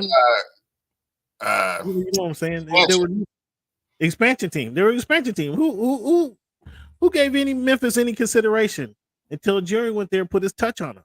And it's like that kind of stuff. And then, it's like, you talk about somebody that has been inducted into the NBA or the Basketball Hall of Fame 3 different times for 3 different reasons, as a player, as an executive, and just as an overall contributor to the game. No one's ever done that before. So I mean, he was the one. If you remember in Golden State, they were talking about trading Clay.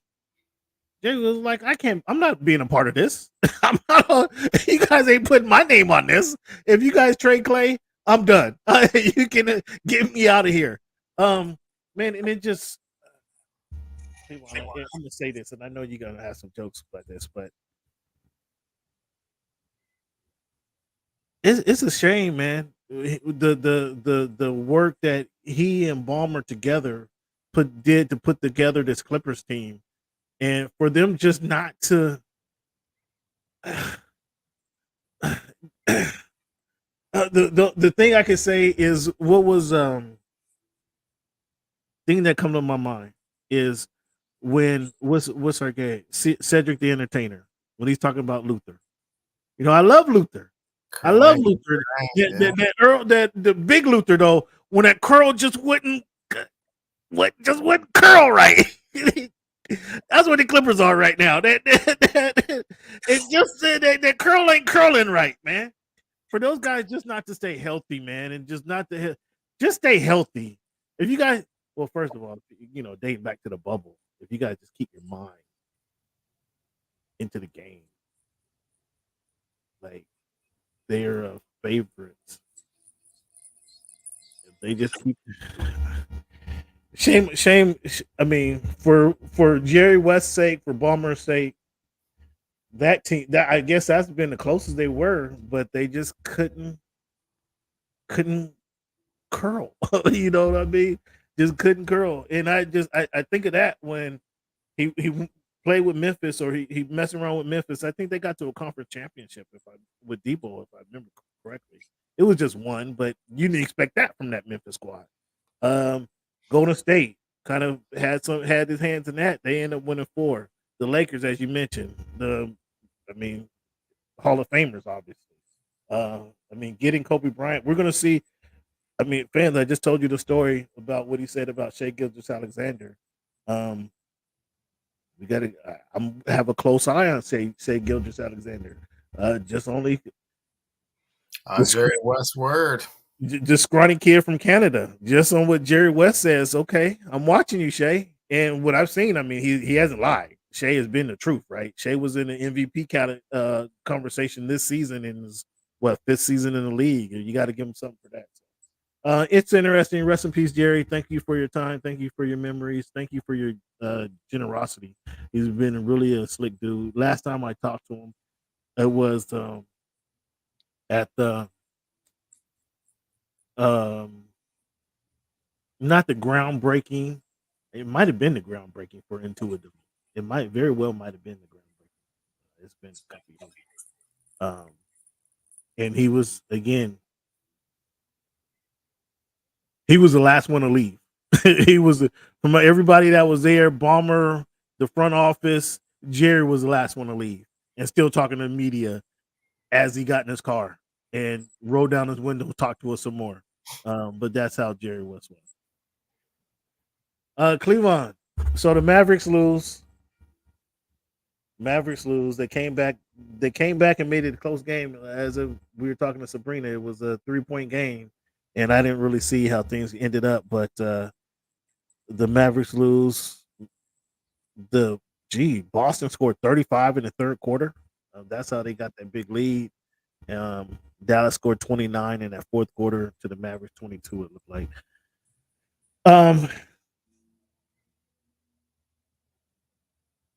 Your guy, Aaron Rodgers. Aaron Rodgers is Kyrie Irving of the NFL. He skips the mandatory mini camp for what? For what? What was the reason? He got Saul up there twisting his words and trying to play that's really untrue. Yeah, I don't know where you kind of were starting with that. That's weird. That's weird. Aaron Rodgers is weird. He does ayahuasca. Aaron Rodgers thinks he's better than everybody else. The same with Kyrie Irving. You have some talent, but then you let that talent go to your head. He thinks he's above the team. Can I tell you how wrong you are and why you're different in so many different ways? Whenever you're done, please. Go ahead. Go ahead. There's one championship. have one championship. So what are you going to tell me? MVPs now? Are you that where you're going to come? Oh, I don't even have to get into the MVPs about this. Okay, how are we different? First and foremost, Aaron Rodgers had to sit behind Brett Favre for 3 years, and so that should have made him ready and more for the same franchise for another 17 years. Oh my goodness! And he tried to trick this franchise for the last 5 years of his career. Did he say, "Hey, I don't like being second fiddle to the greatest player in the history of the game"? He didn't say that when he was sitting behind Brett Favre, right? He said, "Okay, well, when it's my time, it's my time." He didn't get to another franchise and then say, "You know what? This isn't a good fit for me either." And then go to another franchise because he got hurt. With they go to another franchise and then say, "Hey, you know, I don't like the way the world is. I don't like the way the Food and Drug Administration works. I'm just not going to take this vaccine, and I'm going to miss half of the games." No, he's only missing. Aaron Rodgers said, "You know what? And then, you know what? I don't like it here either. So I need to go somewhere else again." Boy, he hasn't had this maturation process. Aaron Rodgers has always been the leader. So, yeah, he's a little weird because he played the quarterback position. He's a little weird, he's a little kooky, but I mean, yeah, no, the comparison trajectories not even remotely the same. So where's he been? Why the team has mandatory minicamp? Hey man, that dude was 44. That dude was 49 years old. It don't matter. He'll be there when the regular season starts. You sure about that? Yeah. You sure he's not going to go on his dark room retreat? Nope. You positive? I bet you don't put nothing on it. Have you ever seen? I bet you don't put nothing on it. Have you ever seen the older cats? Brett Favre did the same thing. My guy up here, Walter Jones, did the exact same thing. You know what Walter Jones was really upset about up here in Seattle? What's that? When they couldn't franchise tag him anymore. When they couldn't make him the top 5 player at his position. Which means you got to come to training camp and do all the stuff. Because before you was like, yeah, okay, all right, franchise. I don't got to come to none of your training camp, none of your OTAs. Oh, yeah. Franchise. And when they couldn't do it anymore, it's like, damn, I got to come do all this stuff all the time. Brett Favre did the same thing. Like all these excuses as to why you don't have to be at training camp. Aaron Rodgers doing the same thing. What are they going to be doing at OTAs, man? Like, come on, man. No. Do you expect Hassan Reddick to suit up for the Jets this season? Yeah.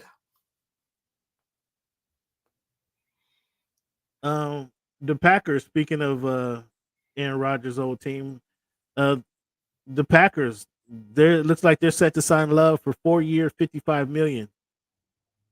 What's your thoughts on that deal? 4 year, $55 million. Excuse me, 4 years, 155. I'm sorry, that one's very critical right there. 4 year, 155. So that's right at about 40 a year. Yeah, do it. That's the deal Tua needs right there. Tua needs that deal right there. 4 years, 40 mil. No. 4 year, 40 mil. That's done deal. I'm keeping that. I'm walking that deal into Tua's. Tua's deal is a 5 year, 250. Don't talk nothing less than that. This is the deal right here, buddy. This might probably. You're not going to bring me the Jordan Love comp, man. I'm bringing in the Jordan Love deal. Jordan Love, this is the deal you get right here, buddy. Like it or leave it. Okay. In fact, I might call Green Bay and be like, "Yo, Gutenkoots, you want Tua? Gutenkoots, send me Tua and Josh Jacobs, or excuse me, send me Love and Josh Jacobs. You can have Tua right now. Gutenkoots. What do you say? Who says no? Oh, I don't know what. No, that's not even like a realistic opportunity, man. That's not a comp. That's a Jordan comp Love right played there. his first season in the league last year. If they want to give him all that money, that's up to them. That Tua had his first healthy season. First season he finished the year healthy. You get 4 years, 155. I'll give you 4 years, 165. Add that, just a little over 40 million. Just a little over 40 million per. Wow, no, I'm good with that. That's a great deal right there, Tua.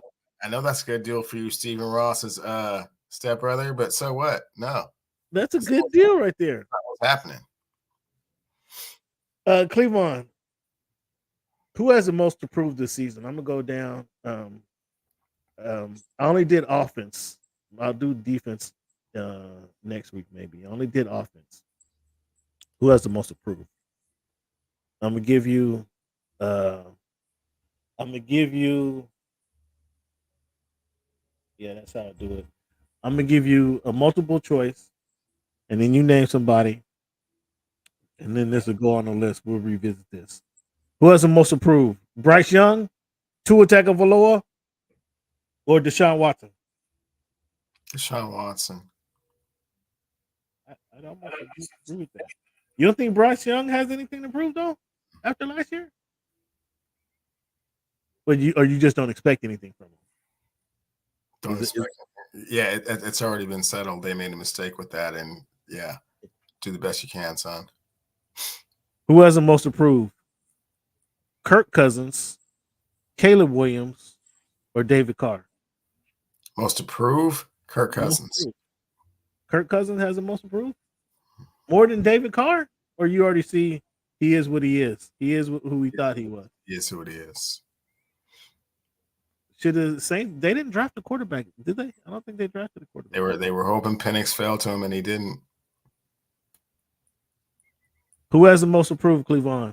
Josh Jacobs, DeAndre Swift, or Joe Mixon?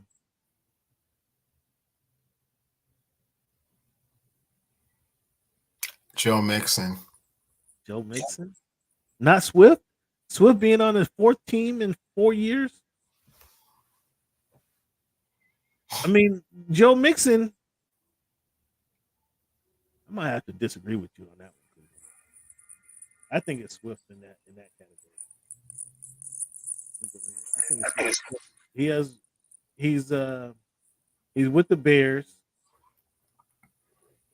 You said Kirk Cousins. I'm going David Carr for the other one, and I agree with you on Deshaun Watson.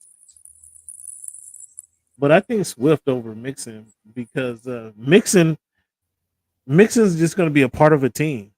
He's just going to be. Man, he was brought in there to be more than that. They felt like they were missing a running game, and he was supposed to be the running game.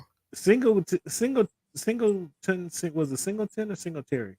See, you start not knowing people's names. That's Joe Mixon's there.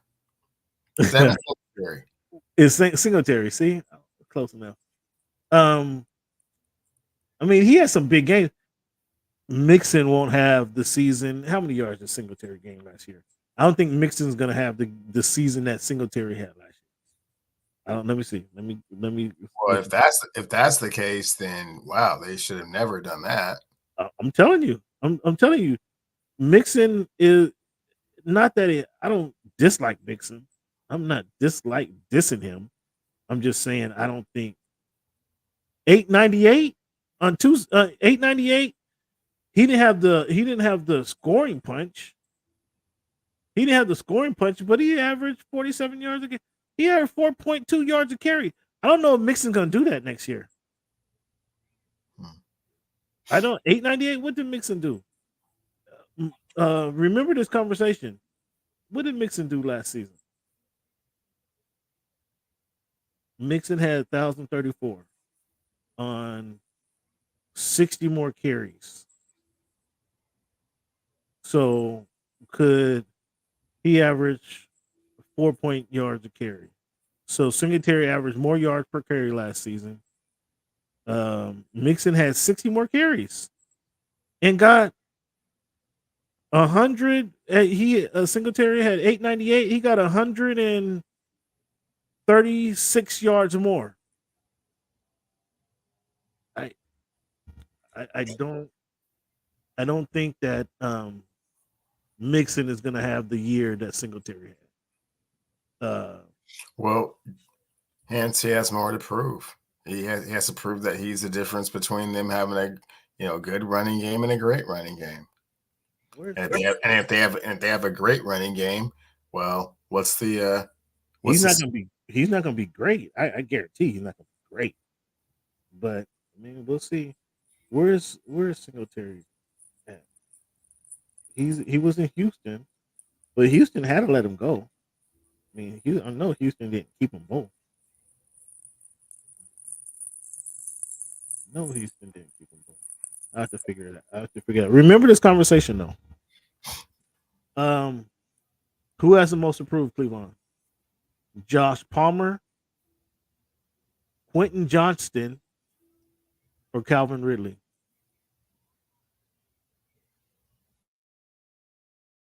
Josh Palmer. That was a quick trick question, kind of. Josh Palmer, receiver for he's taking Keenan Allen's spot. Quentin Johnson takes Mike Williams' spot. So it's 2 Charger receivers, and then Calvin Ridley. Well, then Calvin Ridley has the most to prove. Calvin Ridley has more to prove than Quentin Johnson, who was a number 1 draft pick, drafted ahead of Rashawn, who was a rookie for Baltimore, the rookie for Baltimore, and the rookie the race car driver for Kansas City. The rookie for Baltimore. He was taken ahead of Flowers, and he was taken ahead of the race car driver for Kansas City Chiefs. Shea Rice, excuse me. So, and both of them had by far a better season than he did, and he did nothing but drop the ball. I think he has more to prove. You say Calvin Ridley. Why do you say Calvin Ridley? Because Calvin Ridley is quite possibly on his last leg in this league. Yeah, he went to a good team though. He went to no, he's not on his last leg. Didn't he sign like a 4-year deal with Tennessee, the Titans? Man, come on, man. I'm just saying you can't be on the last leg with a 4-year deal.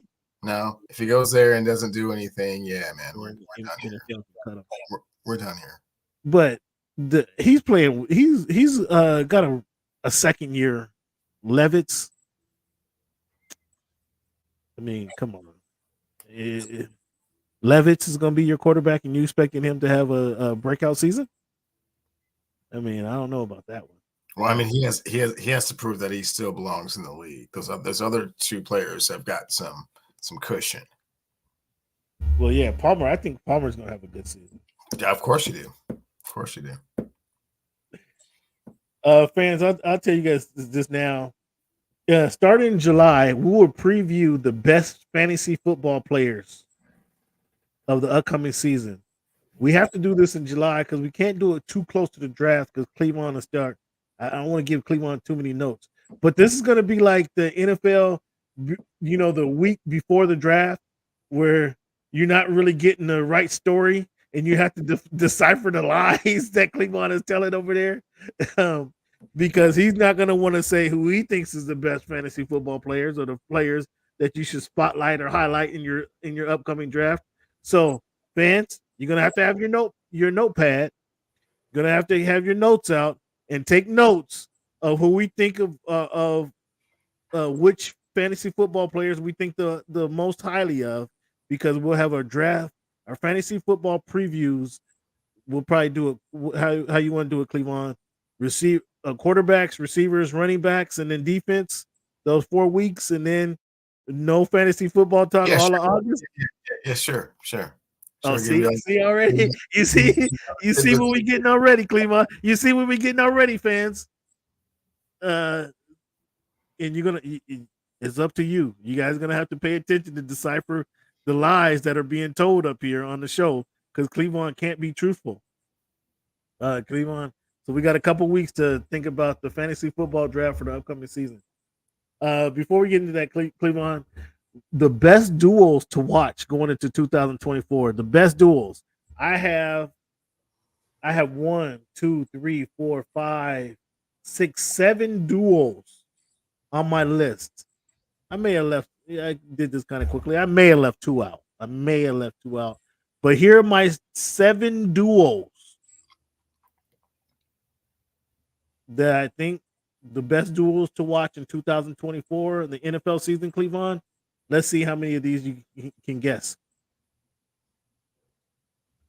7 duels. And just to start, Tua to Tyreek is not up here. Tua to Waddle was not up here. Oh man, well then, man, cut this out, man. What do you mean? You got to tell me then. I don't know. I had no idea what that. Then no, don't start with Tyreek because I knew you were gonna start with Tyreek and Tua claiming That's not one of the top 7 on your list. No, they're not. They're not on my list. Your list is not legitimate then. I mean, I could because I don't have Tua Tagovailoa on my list. Yeah. Oh, cut it out. Cut it out. Are you gonna go? Or let's see. Well, I mean, what teams that won? Teams that had Tua and Tyreek Hill won 80% of fantasy football leagues last year.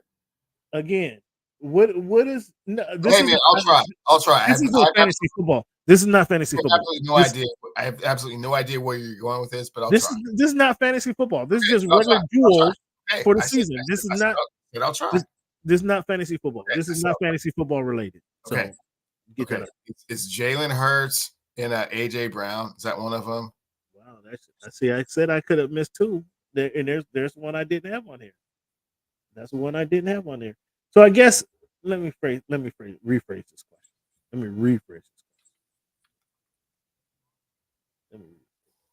Let me guess. Brock Purdy to Brandon Ayuk is one of yours, though. Huh? No.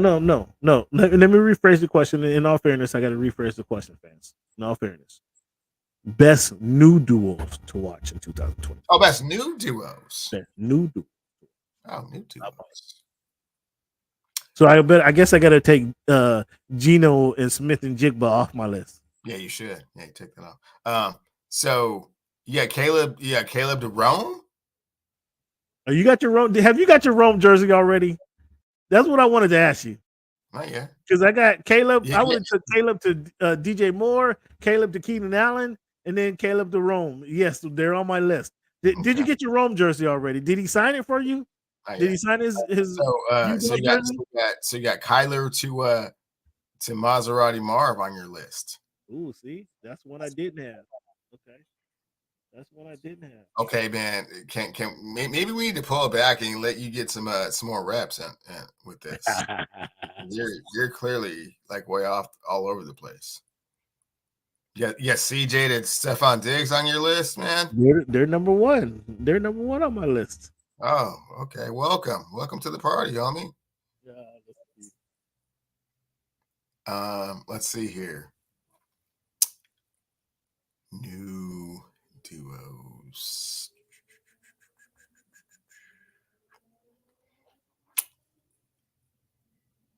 I got Jaden Daniels to TJ McLaurin. Oh man, goodness gracious, man. Yeah, man. You need to go back to the. I mean, that's a new duel. That's a new duel. I don't know why you don't want to see that one. I got Josh Allen to Chase Claypool, Curtis Samuels. Chase Claypool. He's new to this. Did you get Chase Claypool on your list? Who else do they have? You tell me who else they have. Man, you're still clearly in NBA mode, man. I got Patrick Mahomes. You can't be chit chatting, hey man. Patrick Mahomes to Hollywood Brown and Xavier Worthy. Oh wow, goodness. Worthy. I mean, that's gracious. Worthy. Wow. What do you think of Worthy? Worthy gonna be? I know it's fast. Punt returner. Punt returner. You think that's gonna be his ceiling? Sure is fast. Ooh. So you don't? I know you don't think of Hollywood Brown, Marquise Brown much. You don't think much of him. Oh. But Mahomes is going to change your thinking. Mahomes is going to change your thinking this season, I bet. Okay. Kirk Cousins to Drake London, Kyle Pitts, BJ Robinson. That was another duo I had in there. Cleveland, how many weeks before McCarthy takes over for Donald as a Vikings QB? By week what? 5, 6? By week 14 of the 2025 season. Oh. He's not going to see the field at all? Have you seen Darnold in the NFL? I have. Well, you think he's on his rebirth or something? Nope. I just don't think JJ McCarthy is very good. Ooh. I mean, they're gonna give him a shot though. They're gonna be forced to give him a shot this season just because Darnold's gonna stink it up. And your boy's gonna be I want to say your boy's gonna be unhappy, but making 35 mil, he's just gonna be out there. He's gonna be unhappy. He's gonna see the way his other LSU brethren get the ball, and he's gonna remember how Kirk Cousins used to get in the ball. He's gonna be quite upset. Wow, you start me out with Darnold, and then the solution is JJ. Oh wow. But he's making 35 mil. He's making 35 mil. He ain't gonna be too. It sounds cool until you go 4-13, and then it's not cool no more. Okay. Cortland Sutton plans to be at Broncos minicamp. How big is this for Bo Nix? Makes no difference. Bo Nix sucks. Ooh. Now, Cleveland, I know you're not a Madden player. You don't play video games. Do you believe in the Madden curse, though? Yes. You know who's on the Madden this year? Christian Jackson McCaffrey is on the cover. I mean, he always get nicked up anyway. You think this is going to be a down year for him? Man, it's not helpful. I believe in the curse. You believe in the curse? Mm-hmm. Antonio Brown, Patrick Mahomes, Lamar Jackson. Who had the worst curse? Your guy Richard Sherman was up there. What did they do in 2016? Sean Alexander succeeded after his curse. They went to the Super Bowl the next year, didn't they? Was that the next year, or they went to the Super Bowl the year? I'm pretty sure he didn't get on it the year before. They went 2008. Didn't they go to Super Bowl in 2008 against the Steelers? He was on the cover of 2007. I want to say 6. I want to say that was 6. They went 06 against the Steelers? I think so. Okay, so he made it the year after there. Dante Culpepper was the worst situation. But you believe in the curse, huh? I believe in the curse. All right, man. We got another segment. You ready to speak through the show? Let's do it. All right, fans. Thank you guys for tuning in to the Voice of the Fans podcast. As always, appreciate you guys hanging on with us. Give yourselves a round of applause. Once again, appreciate our guest Sabreena Merchant coming on the show, talk some WNBA. Hope you guys enjoyed that. We play our numbers game at the beginning of the show, unlike most shows, podcasts. Then we have our This Week in History segment. Unlike most podcasts, we give you a little touch of things that happened in the past, Cleveland. Some things that happened way before, sometimes it's way before our time, but just a while ago that most people may have forgotten about. Cleveland, June 11th, 1963. African-American students Vivian Malone and James Hood were accompanied by U.S. Attorney General Nicholas Katzenbach as they attempted to register at the University of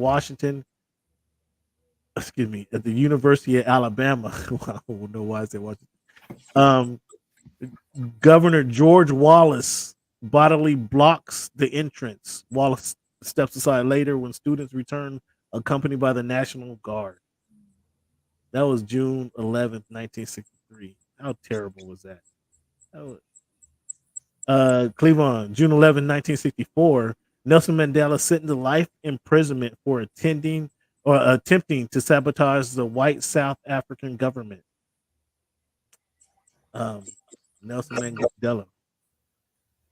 June 12, 1963, civil rights leader Medgar Evers is shot dead in front of his home, Jackson, Mississippi, by Ku Klux Klan members Byron D. Beckwith. What do you think of Medgar Evers, Cleveland? When you think Medgar Evers, what comes to your mind? I'm not going to say my mind, Cameron. I mean, seriously, what comes to your mind?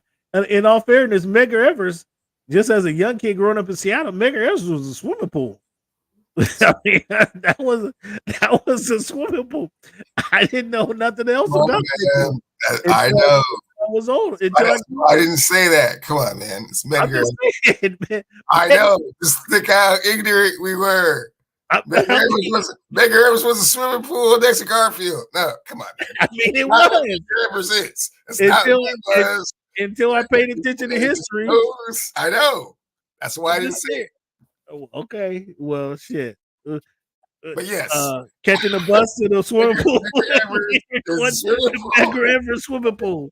It's Seattle, Washington. It's a swimming pool next to Garfield. Man, in reality, it's a civil rights leader with a very, I didn't know that till years later. Influential story. I didn't know that till years later. But when I was 6 or 7, catching the 48 to Medgar Evers pool, we was going swimming. Okay. And man, all jokes aside, I say it in jest, but that's real deal. That's real. That's why I didn't say it. We live and we learn, man. We gotta learn stuff. That's why I didn't say it. Yeah. 6/12/1967, United States Supreme Court in Loving versus Virginia declares all U.S. state laws which prohibited interracial marriage to be unconstitutional. That was wow. That was like wow. So it took to 1967 to say for the U.S. to declare that interracial marriage was U.S. laws against prohibiting interracial marriage was unconstitutional. Like that's crazy. 1967, Cleveland. Yeah, that's crazy. So everyone else before that was doing it was breaking the law. Right, exactly. It wasn't until 1967. June 12, 1994, Cleveland, what happened? What does that date go down for? Nicole Brown Simpson and Ronald Goldman are murdered outside their home in Los Angeles. O.J. Simpson was later acquitted of the killings, but is held liable in the civil suit. June 13, Cleveland, 1868, ex-slave Oscar J. Dunn is elected as lieutenant governor of Louisiana. Oh, interesting. Wow. Interesting. 1868 this happened. Cleveland, June 12, 1970, Cheryl Adrienne Brown becomes first African American to compete in Miss America beauty pageant by winning Miss Iowa pageant. Interesting. Wow, that's quite interesting. June 12, 1981, Cleveland, MLB, Major League Baseball players began a 49-day strike. The issue was free agent compensation. Was that so? That had to be not Lou Brock. What's the man? Jeez, how am I having a brain fart? Who? Flood. Kurt Flood. You say 71? No. 81. 81. Yeah. No, 81 is like Dave Winfield and them.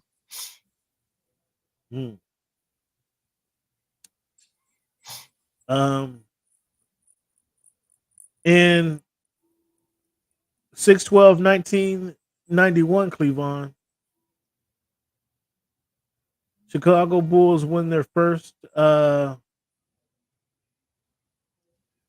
Chicago Bulls win their first championship. Who did they beat for that championship? Los Angeles Lakers, Cameron.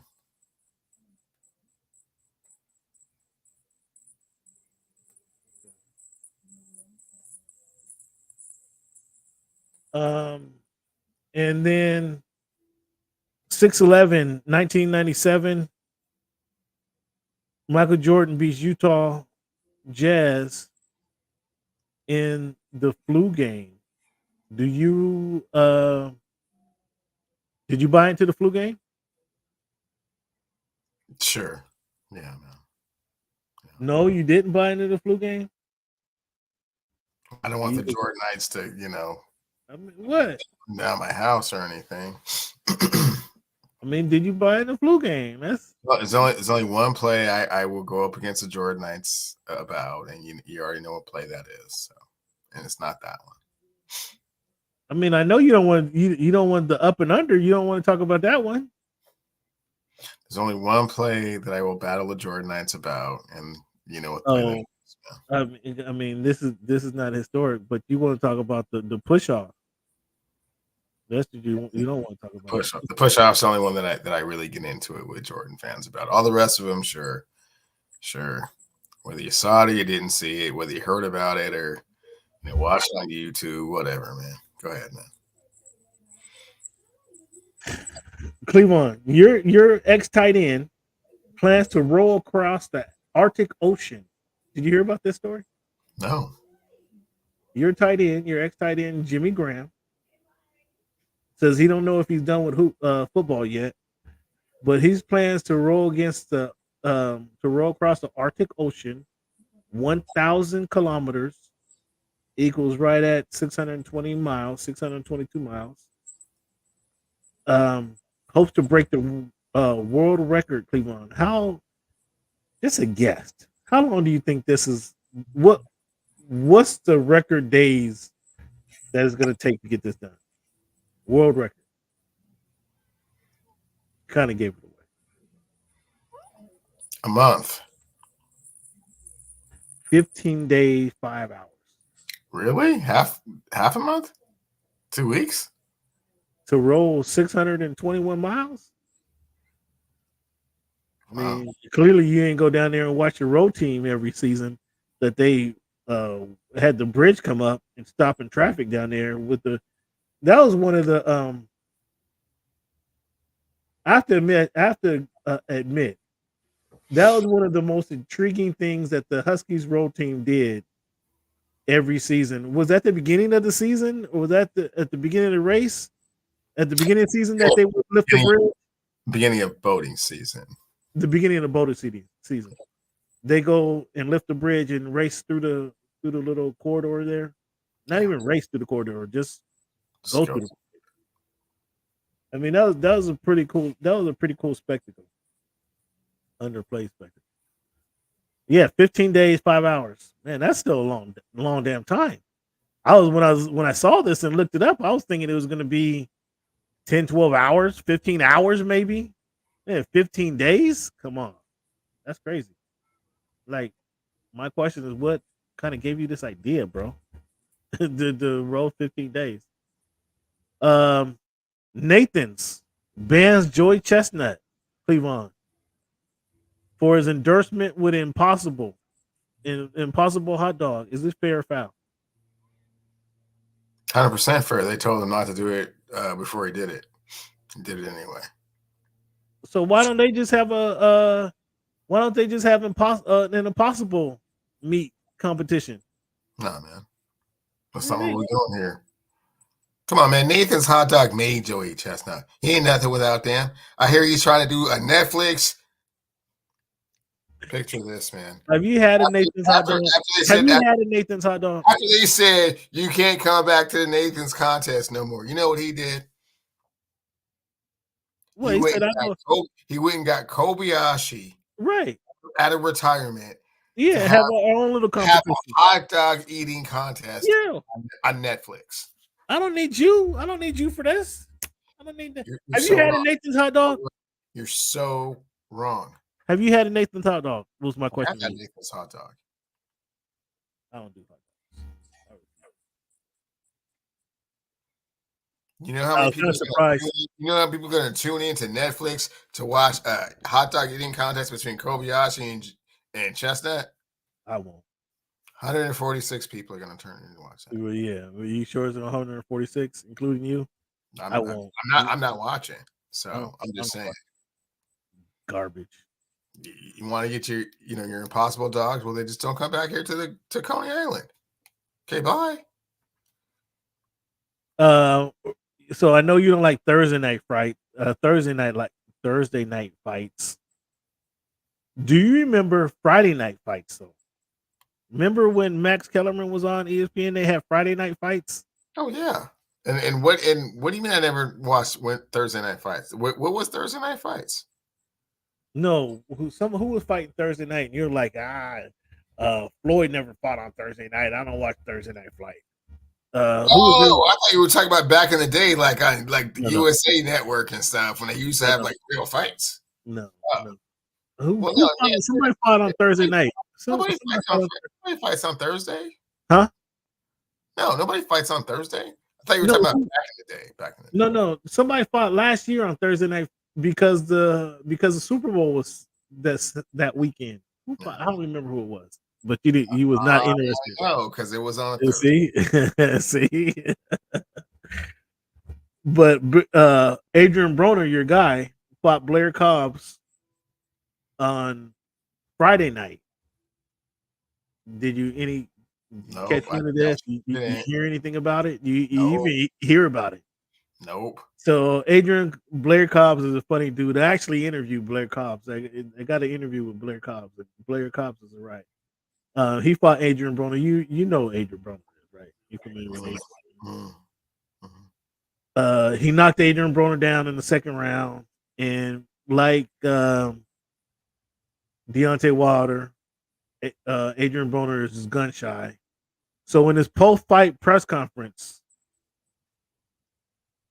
Adrian Broner is bashing your guy Floyd Mayweather for not fighting him.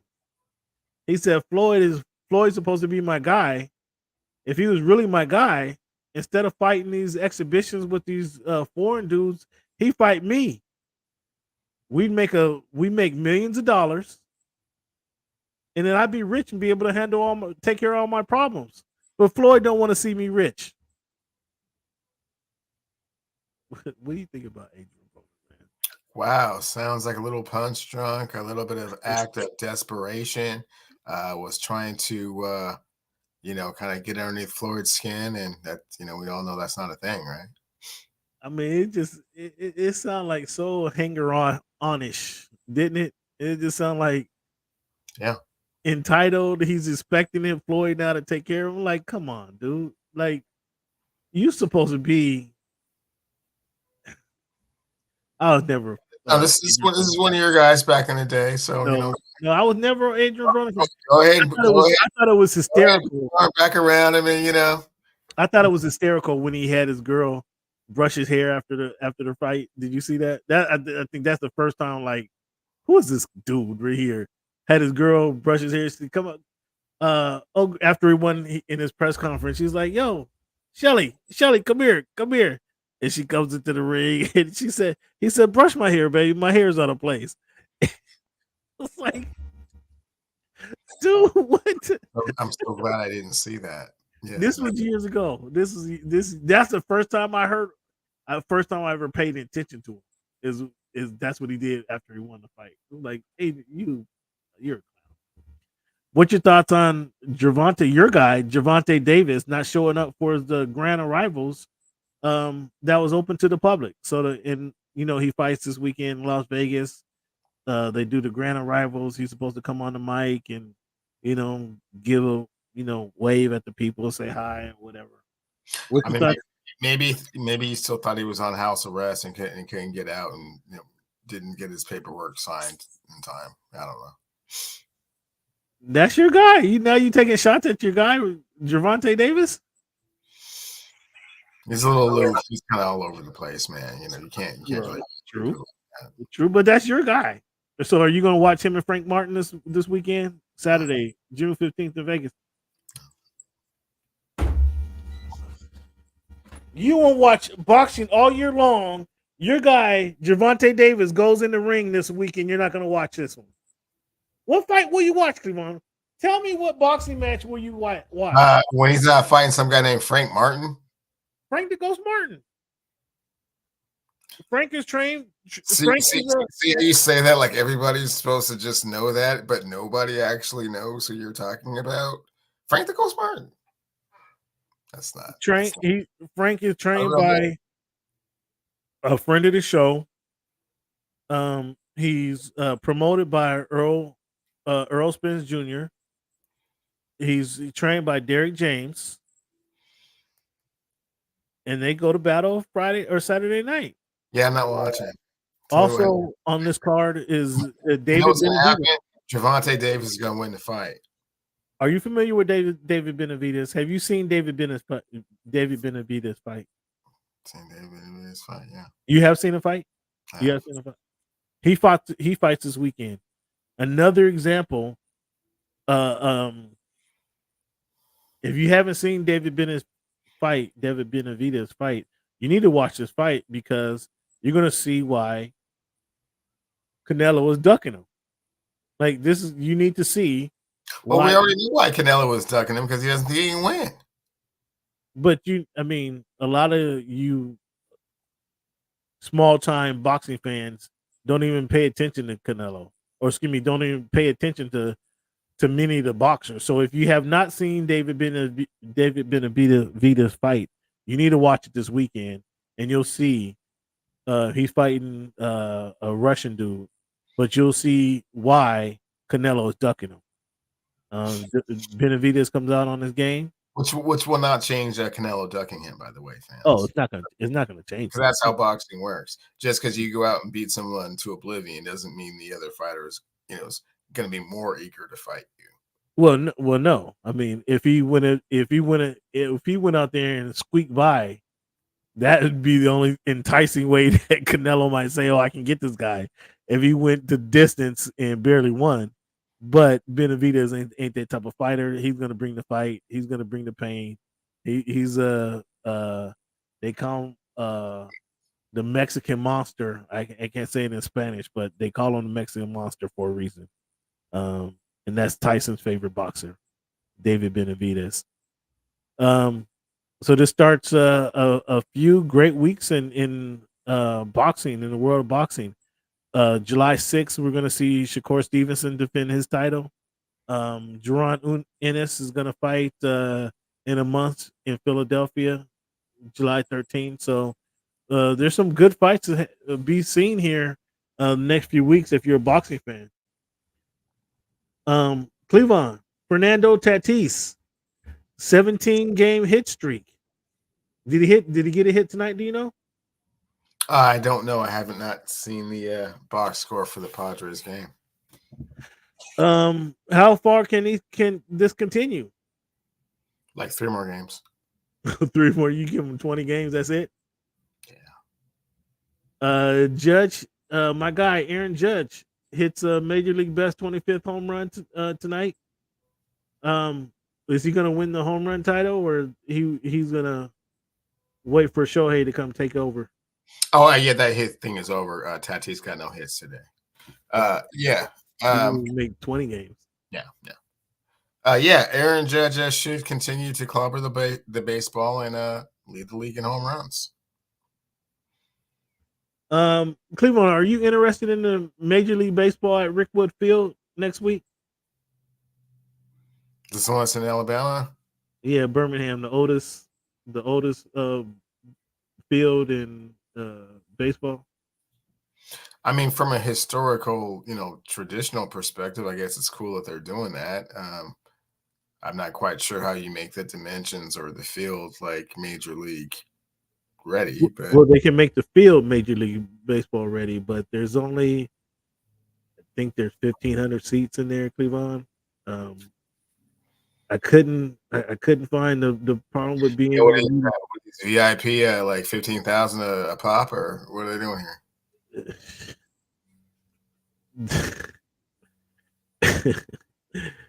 The tickets were $900 a piece.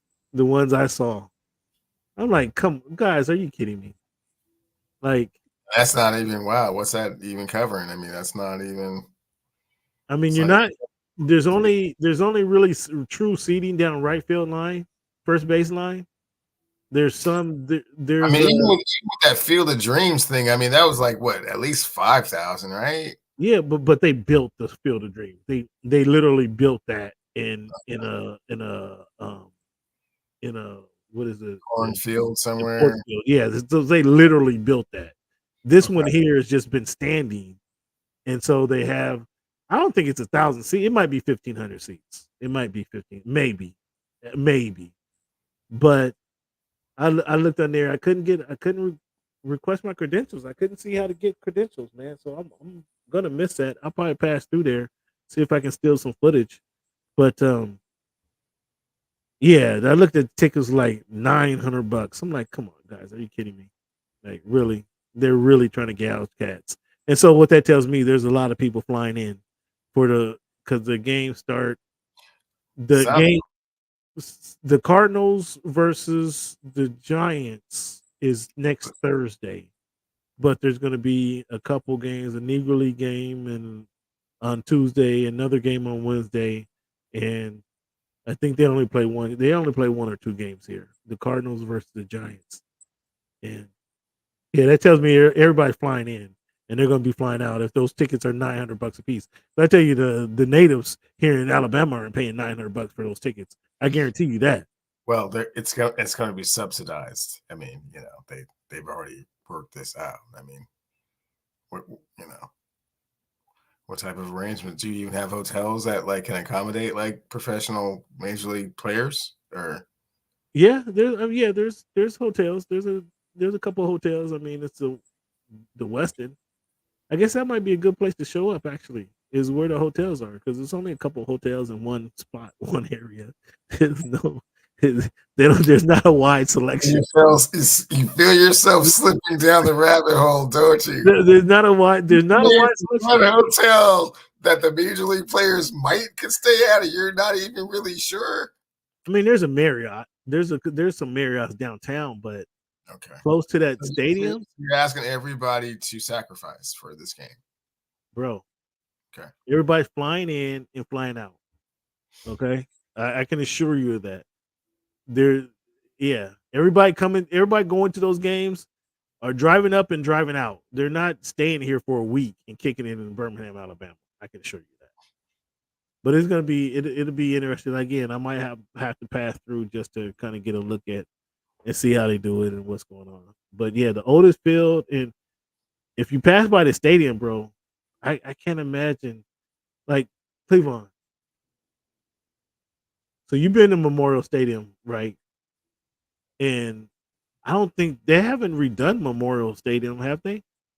Like there's a scoreboard. I was there last time I was there. They put up a newer scoreboard. But those bathrooms are still small as hell. Do those bathrooms have troughs in them? Don't recall. It's been a minute since I've been there. They're supposed to be redoing it any day now. So, but no, it's small, and the accommodations are not for the modern day athlete by any stretch of the imagination. So, Cleveland, I was at the worst stadium I was at. What's the worst stadium? Think about the worst stadium you were at. I went to years ago. I went down to San Diego when the Dolphins came to town. I drove down to San Diego when I was in Los Angeles. It's 2.5 hour drive. Drove down to Qualcomm Park. Qualcomm Park. They still had tube TVs at the concession stand. The concession stand now, everybody concession stand had flat screen TVs. They had tube TVs at the concession stand, still kind of mounted up so you can see the game while you're in the line, right? That should tell you how outdated that stadium was. They had troughs in the men's bathroom. Like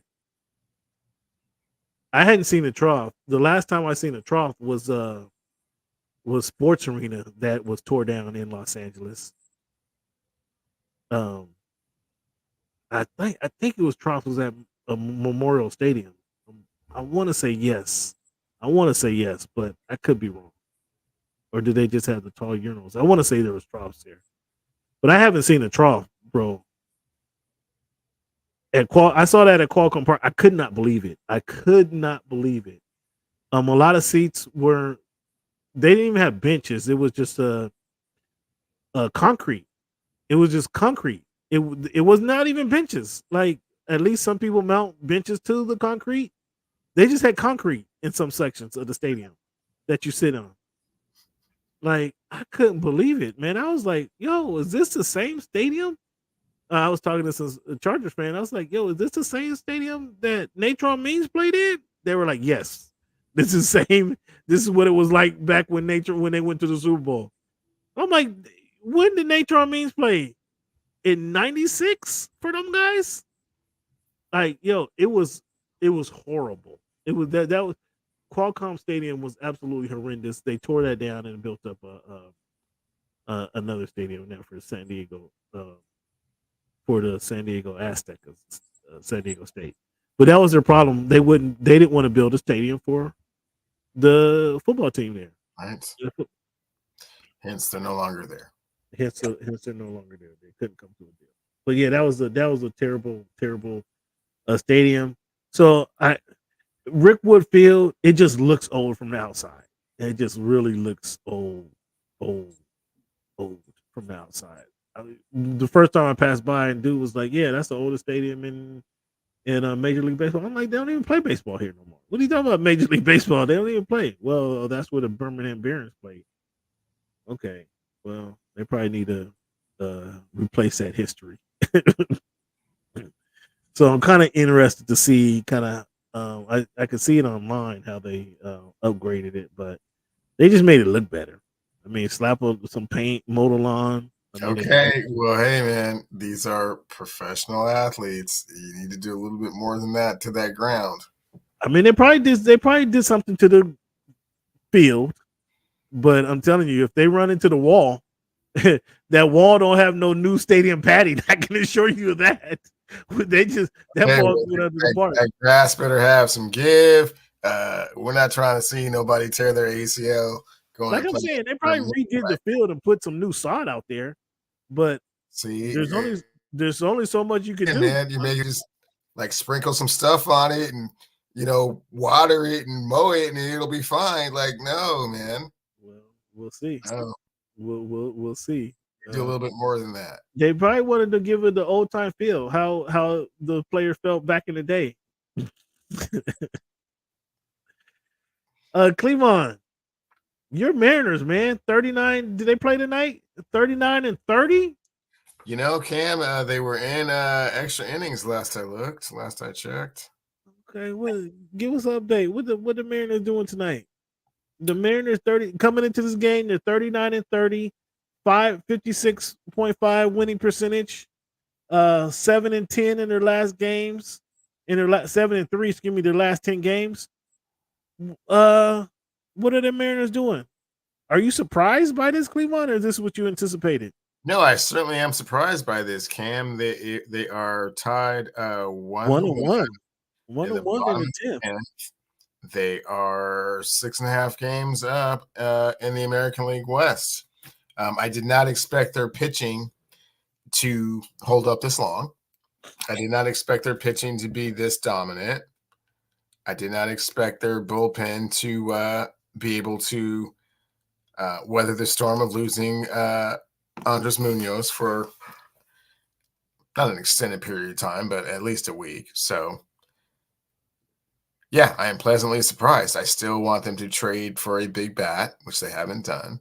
Hopefully they will do that, and that will help them with some of their offensive woes. If so, I think they have a very, really good opportunity to win the division and be in the playoffs. Would like to see Julio hit a little bit more for power. Power has not been there. I mean, you just got to get him hitting straight, right? No, like you say, Aaron Judge has 25 home runs. I think Julio has 5. So when is the All-Star game? That's usually right around the 4th of July, right? But after that. It's looking like, shoot, they're playing all the way up to the 24th, and then they play the 26th, the 29th. They're playing. They don't look like they have a break in July. I'm just looking at the schedule, and I don't see a break for these guys.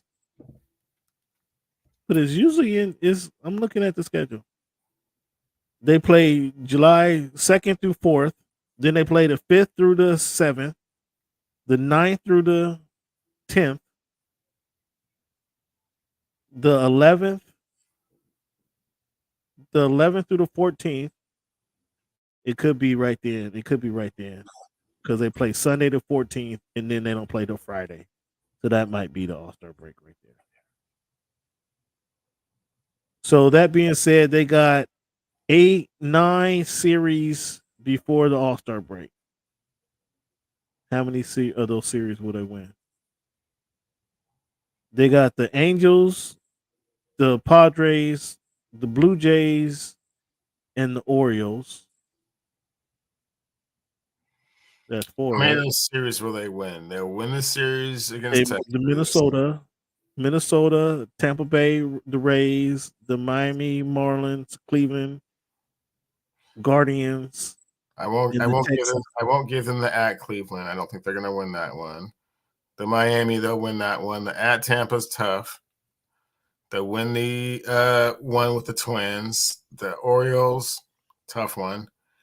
Toronto, those Canadians always come down and just like invade the stadium. That's always a tough one to win. San Diego, they'll get that one. Angels will get that one. So 1, 2, 3, 4, 5 of the 9 before five, the 5 of the 8. before the I mean that's still a healthy season. I mean going into the All-Star season, going into the All-Star break, and then the trade deadline is shortly thereafter, isn't it? Shortly after end of July-ish. Yeah, okay. So shortly thereafter the All-Star break. So give us your Mariner minute, man. Talk about the Mariners and they actually found someone worse to beat up on than the in the White Sox. Worse than them. Have a worse history than them. The White Sox may have one though. Don't they got one? Haven't they been to the World Series one time? The Seattle Mariners. Listen close, Cam. The Seattle Mariners are the only team in Major League Baseball that's never played for the World Series. No, I'm saying the White Sox. Oh, the White Sox has been. Okay, and they've actually won in 2005. So again, what I'm saying here about the Mariners is defense is better than average. Pitching is extraordinary, historically good. They've got a little bit of timely clutch hitting, most notably from their catcher, Cal Raleigh, who seems to bail them out quite often. They've won their last 3 games in very dramatic fashion. The big dumper. Oh, they just won. They just won. Am I looking at this right? Let's check them out. I was chit-chatting about the greatness of the Mariners. Let's see what they did. Yeah, they just won. They just beat them 2-1. Okay, well there you go. Bam bam. So it just continues on, Luis Roberts Jr. game tying home run. It doesn't say what happened. Mitch Haniger single. Single to left. Canzone scored. So nice. I wish they had some better prospects to pull up from an offensive standpoint, but they don't. Eventually, it's going to get to a time where they have to trade some of that pitching for hitting. Will they do it? I don't think they will. So they're going to hold on and just have your fans chewing your fingernails and sitting on the edge of your seat all the rest of the season. They're just going to rely on this historically good pitching staff and hope they get enough timely hits to carry them far along enough to get to the playoffs, and hopefully good things will happen. I believe is the theory that they're going to go with. Boy, oh boy, oh boy! What kind of strategy is that? Fans, thank you guys for tuning in to the Voice of the Fans podcast. Let's give Cleveland a round of applause for joining us tonight. Also, thanks to everybody who joined in the chat. Ghost is going wild in the chat tonight. Who else we have? Spooky. Huh? Urolitis. Yeah, Goose was going wild, and he was going wild. You don't even know who that is, do you? Who is it? I don't know who it is. Who is it? Oh, it's Vitas Carolitis. He was a tennis player. Oh, no. That's how I know you didn't know who he was. Yeah, exactly. No, none of the show did. But we're gonna give Sabreena Merchant a round of applause, chiming in and upgrading the show with her wisdom. Way to go, Sabreena. Thank you for tuning in, or thank you for joining us, actually. Fans, thank you guys for tuning in. Cleveland, we end the show with a quote midweek that they can use to inspire themselves by. The quote I'm going to leave you guys with today is from Mr. Jerry West, Cleveland. Confidence is a lot of this game or any game. If you don't think you can, you won't. Mr. Jerry West. Confidence is a lot of this game or any game. If you don't think you can, you won't. Have confidence in yourself, folks. Be confident what you're doing out there. As Mr. West says, the logo, if you don't think you can, you won't. Be confident in what yourself, be confident in what you're doing, get it done. Cleveland, thank you again for joining the show. Fan, thank you guys for being a part of the show. Please hit the subscribe button. Please hit the like button. Tell a friend about the show. We don't charge you for the show. All it should cost you is a like. Hit the like button. We appreciate your time. And then hit that share button as well. Share the podcast. Let more people know about the podcast. If you like what you're hearing, we appreciate it. If you got any comments, complaints, concerns, advice, hit me up at _ voice of the fans on Twitter. At _ voice of the fans on Twitter. Cleveland, where can they find you? At Clevey Wonder on Twitter, at Clevey Wonder on TikTok, and Cleveland still on Instagram. Thank you guys again for tuning in. Thank you, Ghost. Appreciate you guys.